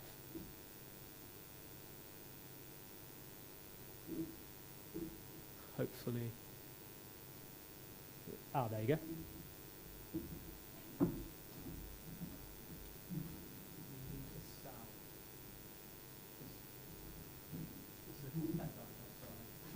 We chose something that meant a lot to us, and that was the prominent issue of mental health. A Year 11 student, Anna Gunstone, won the Jack Petrie Speak Out Challenge talking about mental health, and she has decided to use the prize money to pay for mental health workshops for students and staff to help improve understanding. Also, along with Miss Mitchell Treveni and other 6th form students, we have set up a group for those suffering with mental health illnesses, which has provided a safe place where you can talk to others in the same position. We are also exploring the possibility of the school having a therapy dog. But this isn't just our legacy, it means something personal to each one of us, and it also comes with a message. When I started at Townley, never in a million years did I ever imagine I'd be deputy head girl, because having literally just passed my 11 plus by 2 points, I didn't even believe that I deserved to be here. I assumed school would be solely about achieving the best grades, and I prepared myself to be disliked by my extremely intelligent peers, as I felt I was so stupid. Yet looking back now, I had really underestimated my own ability and what being at school is actually about. Because school is so much more than grades. It's the friends you meet who help you get through the hardest of times, the teachers who believe in you when you don't believe in yourself, and it's the family you never thought you could get from a school. It's only been in the last year that I've really understood this. Having been unwell, I have relied heavily upon Townley support. I have been shown nothing but acceptance and safety. I have been taught to find the strengths in my weaknesses, and most importantly, to never give up. And for this, I'll be forever grateful. And so I'm going to leave you all with a request. Appreciate what you have, rather than wishing for things you don't have. Don't get caught up in social media and forget to actually live. Never sell yourself short because you believe you don't deserve it. Never let that one moment define who you are, because you are worth so much more than just one moment. If a wall comes up in front of you, then knock it down.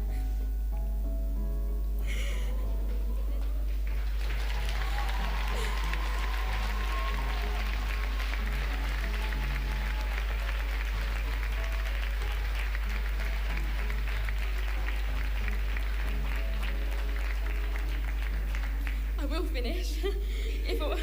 If a wall comes up in front of you, then knock it down. Don't let it win and never give up. And never think you know someone by just looking at them. The last 7 years have been tough, but I've got friends I couldn't be without. And the things I have learned will genuinely last me for a lifetime.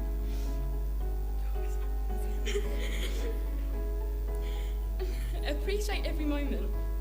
Because although you may not realise it now, but it is the small things that will stay with you forever. Thank you.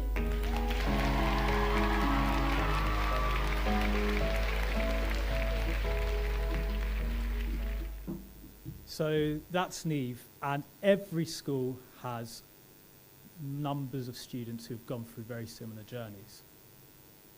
And you can see there's the knowledge, but there's the confidence, there's that emotional intelligence, the kind of honesty about her journey, and the ability to try and help other people as well. Now that is a key focus of character, and a key focus of the character values we facilitate within our trust, and try and give students as many opportunities as you'll see to facilitate those character traits themselves. Now, when it comes to values and character traits, you cannot take one model from one school and simply implement it on another school. It's about being generated from within the school and taken into context the school, the students, the ethos behind it. And as I've said, there is an incredibly strong ethos and value set within this trust and within this school. And how you use that to try and develop a unique education for your students is part of the character development process. Now, just to give you some further context, for the last 4 or 5 years, I've been developing these opportunities, these curriculum opportunities within my school. I didn't know it was called character education per se. We were highly commended by the DFE for our so-called character education provision. And that's when kind of the definition of it and the idea crystallized further. And since 2016, kind of the journey has sped up, and the opportunities we've been trying to provide our students has also intensified. These are some of our school values at Townley. So we are predominantly girls' school with boys in the sixth form, increasing number of boys within the sixth form. And when we were generating our school values, we included students via student voice, school council, teachers, but then also we, as a senior leadership team, as a staff body, identified our strengths and the areas that we feel make our school unique and create a Townley education, an Odyssey Trust for Education. And you can see there confidence, resilience, which are on the Ofsted framework, as you will see. But then we've added in there the ability to inspire. Neve, I think, showed that.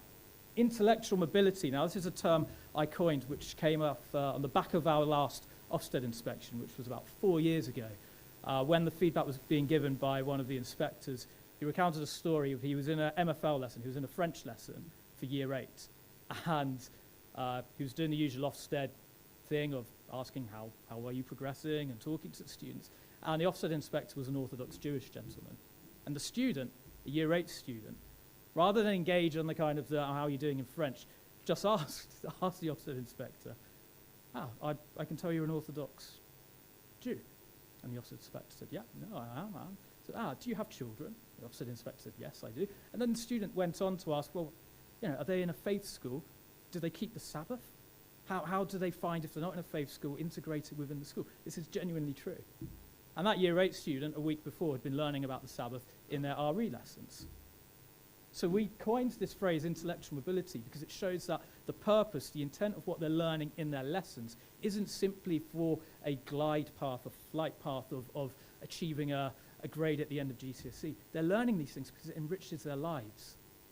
And it builds their confidence, and it means they know more about the world. So intellectual mobility is how does a student use what they're learning in class outside of classrooms. If you take it to kind of a grander scheme and look at social mobility, when it comes to interviews or comes to kind of recruitment for Oxbridge or for kind of networking within work, those people who maybe are more confident and more able to kind of to express about what they've been learning in music or which play they've seen, cultural capital, unfortunately their life chances, or fortunately for them, their life chances are sometimes better than people who aren't able to do that. So this all ties in with the idea of social mobility, of cultural capital, of stretching students, of aspiring for more, for our students to learn more, so that in their lives opportunities are enhanced. Feminism, as I said, we are mostly a girls' school. Now, I'm not going to get into a debate because there are so many waves of feminism and there are so many different definitions. Essentially, we want our students to break the glass ceiling. That's why we have a big focus on STEM. Young girls, young women, STEM careers have been, haven't been as accessible to them as they should have been in the past. I've coined the phrase STEMpathy because alongside STEM, and again, there seems to be a lot of division within education, either between grammar and independent or independent and state. STEMpathy, there's this kind of false dichotomy again of you can either be really good at STEM or really good at the arts and creativity. So there's STEAM and STEM, which to me really is an outdated paradigm. Because behind every creative force, behind Netflix, there's technical proficiencies. Without the tech, great series won't be able to spread across the world. So STEMpathy is trying to promote a sense of ownership over technology amongst our students, and the ability to empathize and the ability to know that the technology they have is incredibly powerful but needs to be used wisely. Again, you think of a doctor without a decent bedside manner or an ability to communicate good but also sad news isn't a very good doctor. So it's about generating an education for the whole student. And again, every school can have more than these, less than these. I'd suggest really kind of using your student body, your student voice, your staff, and yourselves thinking about what do we want, what's our intent as our school, what is our purpose? And clearly you have an incredibly strong purpose here, which you should be very proud of. So specifically, what do we do to develop character at Townley and within the Odyssey Trust for Education? So I'm sure you have PSHE lessons or personal development lessons. We have those, but additionally within that, we develop character using some resources from the Jubilee Centre for Virtues, but also our own. So we have kind of a character champion team of individuals who help develop these resources within the school. So every week our students have 35 minutes of PSHE, but adapted and made bespoke to help them develop certain character traits. Ambit is spreading their wings, helping students develop themselves outside of lessons. It's not just extracurricular lessons, it's additional to that. So these are sessions on a Monday afternoon that students can take part in. For example, this term we have Lambda sessions running. Last term we had creative writing, digital art. So there's a whole range of opportunities for students to try and enhance their own knowledge base. As a school, we focus on promoting these opportunities to our pupil premium students. So again, trying to enact a bit more positive social mobility and getting those students who might not be able to access these things outside of school, giving them access within school. And at King Henry School, which is the second school in our new MAT, Ambit is something that we're starting the rollout and the development of, because I think it's really important within settings where students might not at home have such opportunities, that they gain those opportunities. I've developed something called the Year 7 Sustainable Leadership course. So again, it's down to choices, and I'm sure your SLT are in here, and staff as well. What are the choices you're making, particularly at Key Stage 3? Now, we don't do this because of Ofsted. This wasn't the purpose behind it. We did it because we believe it's the correct course of action to have a broad curriculum and a broad intent behind it. So every Year 7 student essentially has one lesson a week on a sustainable leadership course, which is about developing their confidence, public speaking, social action, volunteering, running kind of charity projects within the school. We've taken a model that was originally in the sixth form, and we thought, well, hang on, it's great to do it at sixth form, but surely if we do this really early on, then those students, by the time they leave us in sixth form, their capabilities and their capacity is greatly enhanced. 21C, I don't know if any of you have read Martin Robinson's book, The Trivium, which is looking at how knowledge, rhetoric, logic are fundamental to education. So we now, within the curriculum, have one lesson of 21C per week for all students. And again, it's a knowledge-rich focus, but looking at how students can adapt what they're learning in the classroom and apply it in their own lives. So it's kind of typified by the fact we've given all students a journal. They don't have textbooks, they don't have exercise books, they have a journal where they're free to kind of make notes and keep it. It's like a portfolio that they're given in Year 7, and It's meant to see them through to the end of their time within our school. I've mentioned STEMpathy already. Character embedded within the curriculum. Now this is important. So departments will take a school value and then identify opportunities within their schemes of work as to how they might be able to develop that character trait.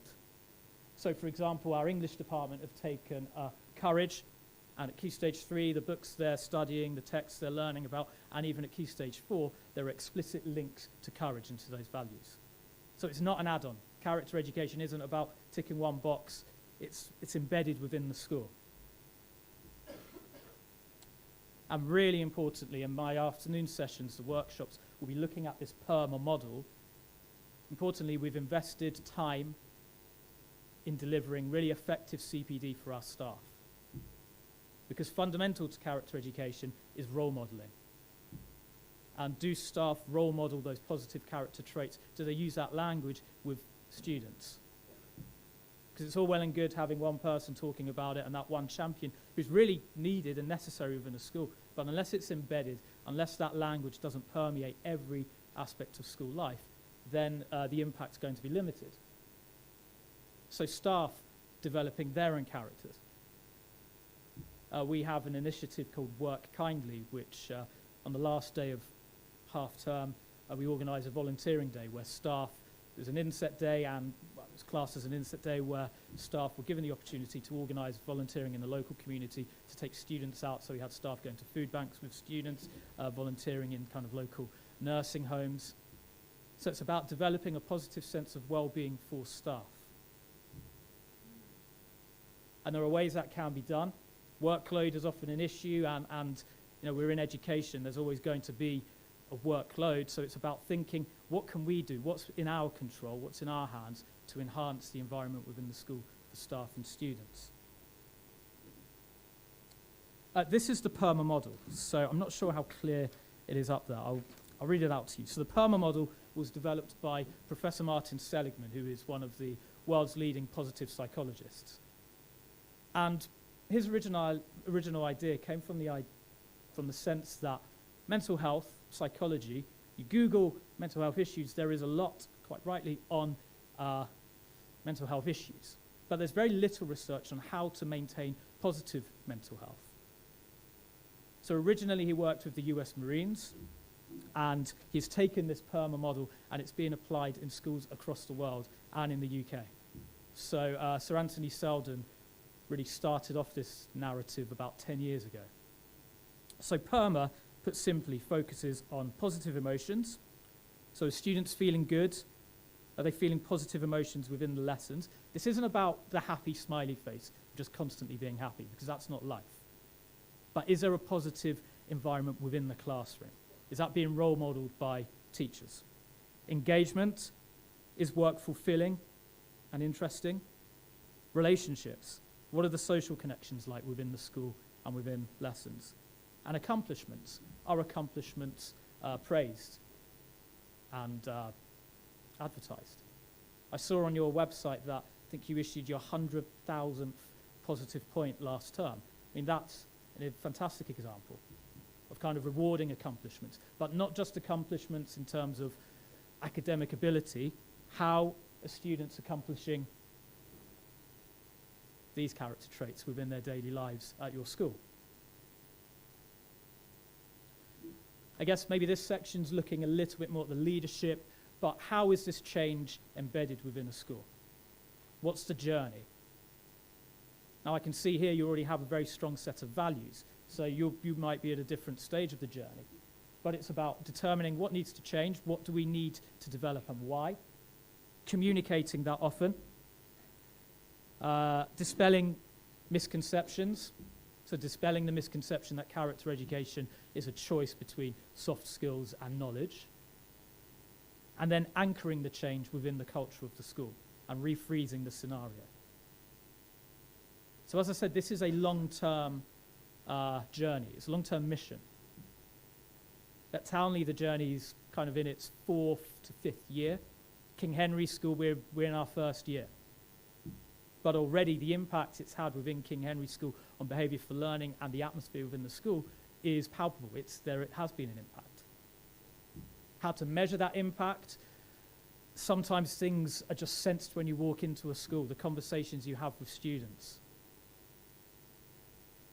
And I just want to note that the fact that you can't measure a student's resilience over a course of a half term is a good thing.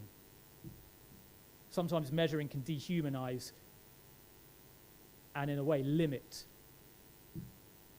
what the intended impact is. So it is a long journey.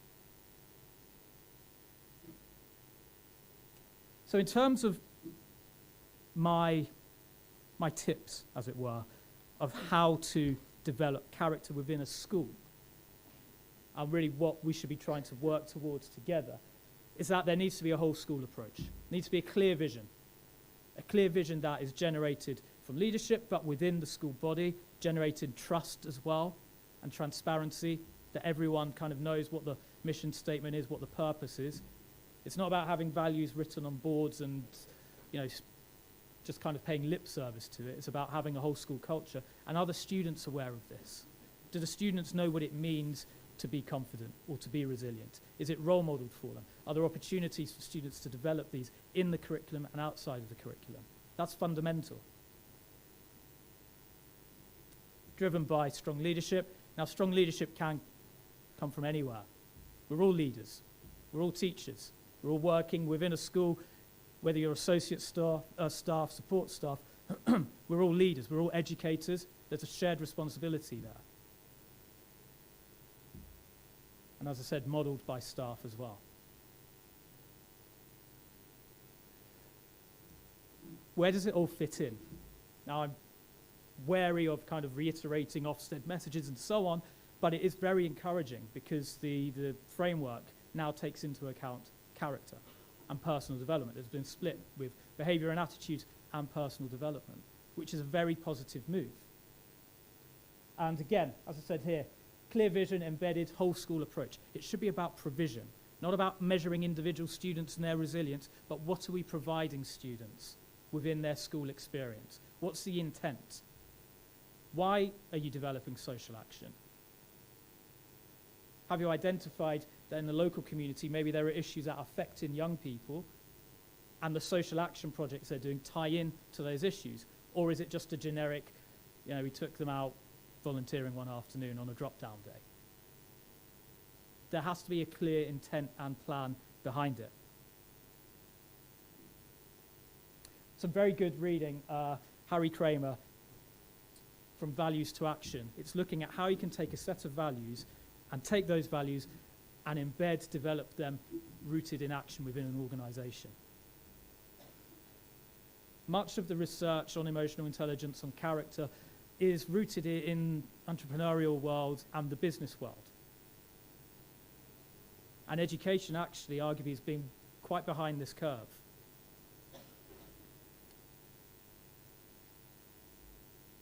So in terms of the Ofsted framework and really where character fits in, schools will not be rated good or outstanding in personal development without building character.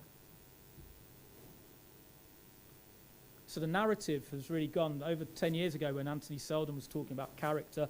Again, it was misinterpreted and sort of defined in various ways. Character education has arguably gone from the fringes now to sort of the mainstream, to being a fundamental part of education. I just took out some parts from the framework. It says, the curriculum and the provider's wider work support learners to develop their character, including their resilience, confidence, and independence.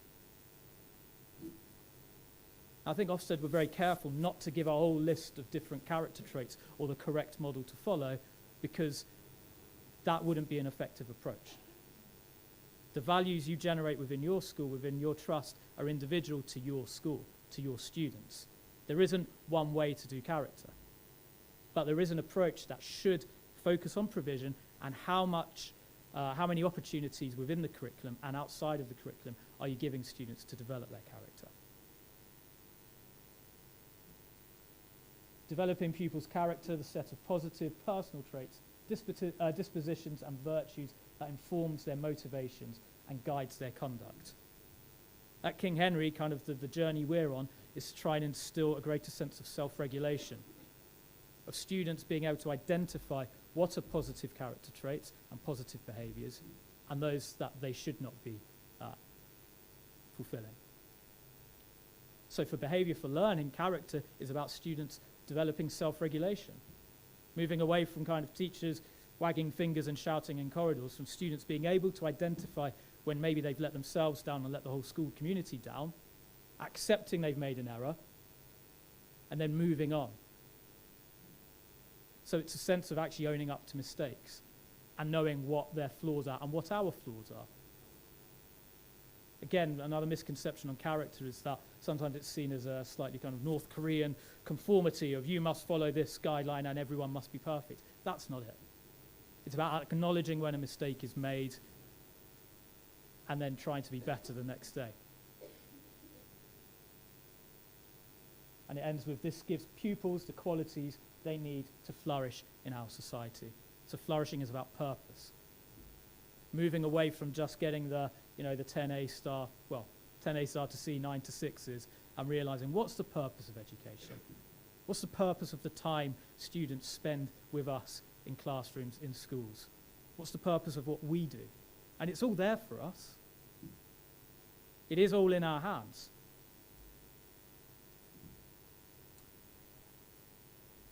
Again, I did mention character education and emotional intelligence has been developed across kind of different sectors, the business world, sports as well.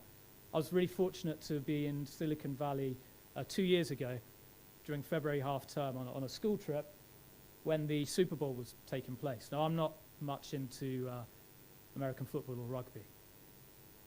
But this guy here was appointed, Doug Pederson was appointed the coach of the Philadelphia Eagles, who won the Super Bowl. And the first thing he did within his team was to generate a sense of teamwork but focus on emotional intelligence. And this extract's taken from an article in the New York Times. So we all laughed, at least a little. 2 Januaries ago, when Jeffrey Lurie, who I believe was the president of the football team, told us he had hired Doug Pederson because, unlike Chip Kelly, the previous coach, Pederson had an open heart and emotional intelligence. We snickered, and we shook our heads, and we rolled our eyes.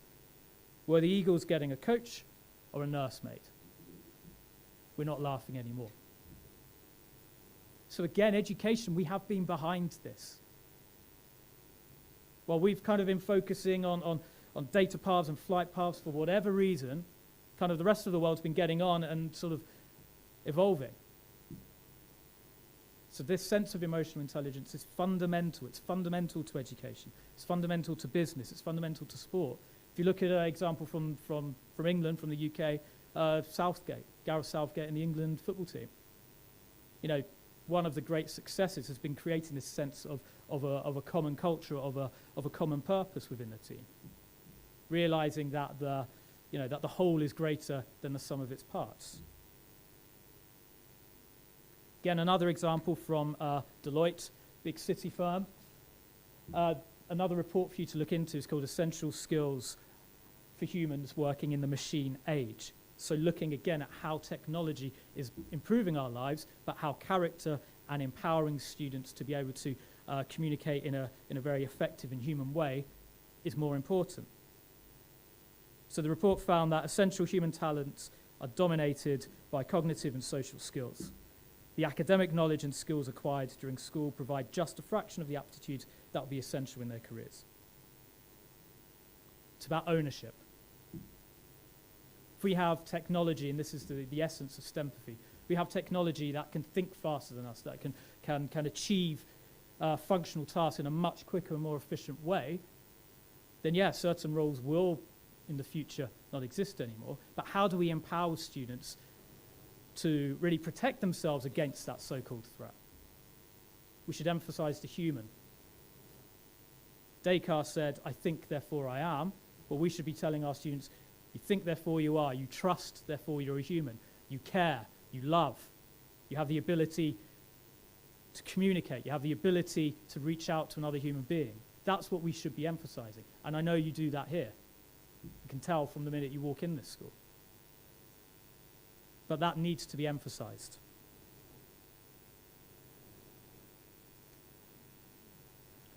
I will take some questions towards the end, but I recently read a book, The Years of Rice and Salt, and this is one of the last extracts from the book.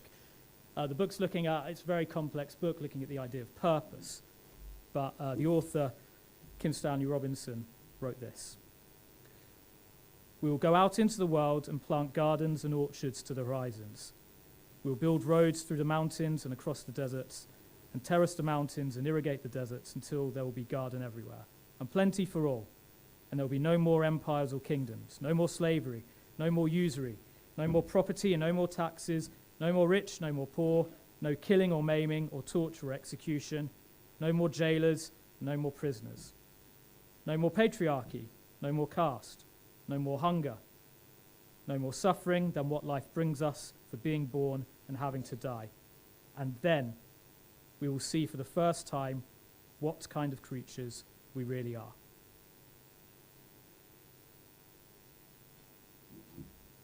I think that encapsulates the sense of purpose and discovery and the journey that young people, that we go on in life.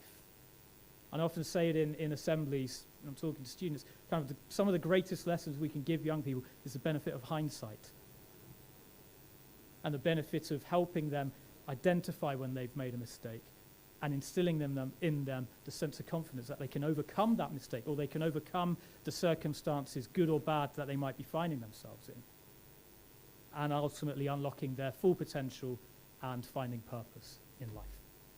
So thank you for listening. I will now hopefully open up for some questions. So can't really see much from up here. There's a lot of thank you. Yeah.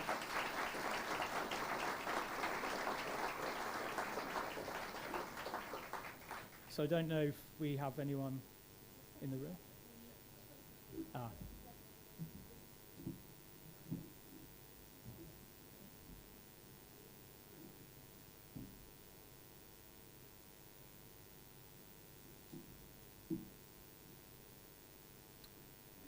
I like that person.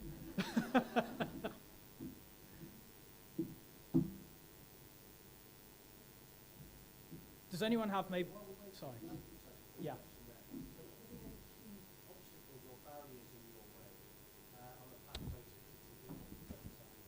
I think the key has been... Sorry. Sometimes the misconceptions that surround character education and getting so-called buy-in and staff really understanding fully what character education is and sort of working together towards that common purpose. Also, using the common language of character amongst students. So, kind of resources being provided, but then teachers taking full ownership of those resources and really kind of believing in what they're delivering. Yes, gentleman there. It's like question Microphone time. And everything, wow. Based on what Neve was saying earlier on, it's clear that you're a grammar school. I wonder, is the other school that you're supporting, is that a non-grammar school? And yeah. Is the method of the way that you're implementing it there different? How are you dealing with it differently? Because obviously you've got those children who haven't passed their 11 pluses, so may come with a different attitude to learning, etc. Yeah, that's a really good question, and apologies if I didn't state at the beginning. So the school we've created a MAT with, King Henry School, is a non-selective comprehensive school. And obviously the approach, if I was to take the Townley values and say, right, this is how you're doing character, it wouldn't work. Of course, you can't just transfer one set of values to another. But actually the approach of identifying what's the school about, what's the purpose, and then communicating that to students, giving them as many, if not more, extracurricular opportunities. So the first thing we did when we went in and started working within the school is we established a common set of values, communicated those. First step were assemblies. So the school, unfortunately, hadn't had kind of character-based assemblies. There wasn't much purpose behind assemblies. Sometimes assemblies were used just to deliver announcements. So the first thing we did was trying to communicate to students what these values mean, getting buy-in, setting up and enhancing the school council, so empowering students, and then just working to develop more extracurricular opportunities. Now I see, one school's very different, it's a grammar school, but actually Now, as I said at the beginning, every student should have access to this character education and this idea and these opportunities. So yeah, I mean, if anything, we're putting more emphasis on the extracurricular opportunities at King Henry. And then obviously the PSHE lessons have been sort of re-resourced to along character and wellbeing lessons. But yeah, it's in its infancy because it's only a year, but there have been tangible improvements in terms of self-regulation of students' behaviour and the atmosphere within the school. But it's not a quick fix. Oh. Which would you say is the biggest barrier to success, staff or pupil buy-in? Right. I'd say they're opportunities. So it's buy-in is a term, and I've just used it, but it's more about the opportunity of actually combining student and staff collaboration. And a barrier to success, I mean, if people, ultimately, you can't force people to do something. But with Lewin's model of change, if you create a strong sense of trust, of well-being amongst staff, and a set of common values, that binds people. So ultimately, the success of kind of my role it's not down to me. Really, the real success is that the minute I disappear, that should still all be there. It's about architectural leadership. So if you create that environment where everyone feels that they're pulling in the same direction, and it's not dependent on one individual or one group of individuals, then actually that comes together. So the barrier to success, you need staff to understand it, you need students to understand it as well. But once you define it, and it's defined kind of holistically, the momentum can be created.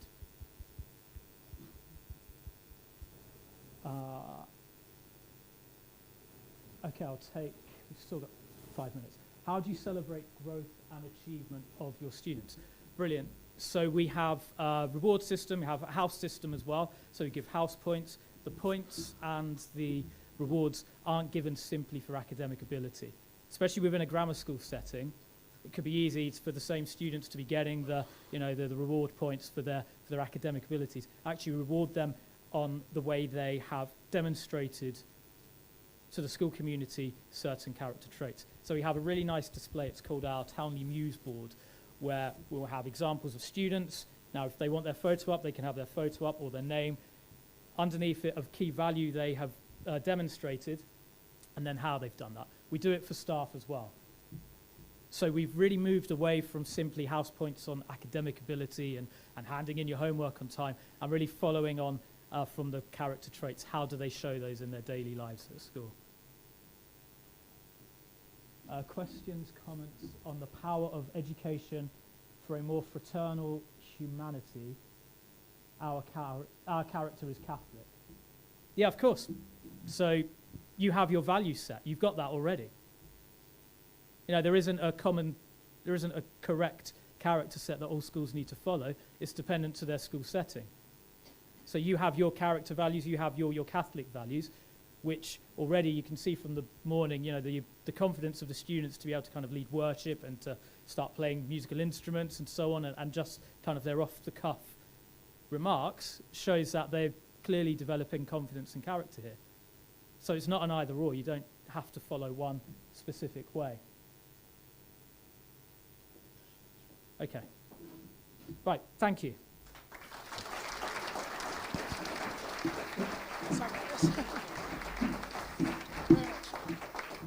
Thank you, Fabian.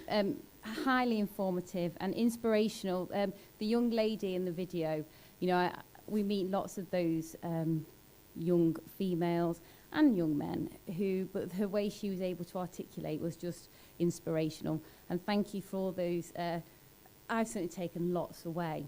But I've also found it reassuring as Catholic schools, 25 Catholic schools, we grow our children with the gospel values. So I think we already feel we're on that journey and we're getting further along it. But what you've given us today, I think, will certainly help to move forward with that.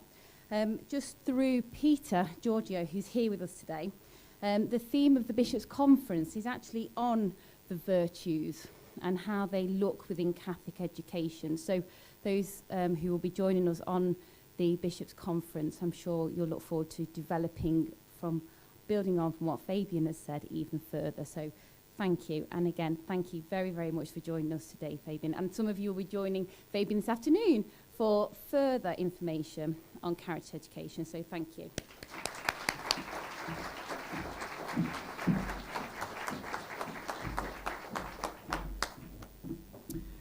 Thanks, everybody. And it's lunchtime, so we will be dining here at St Benedict's up in the main dining hall, which is up the drive. If you follow the main throng of staff up there, the dining hall is as you arrive at the building.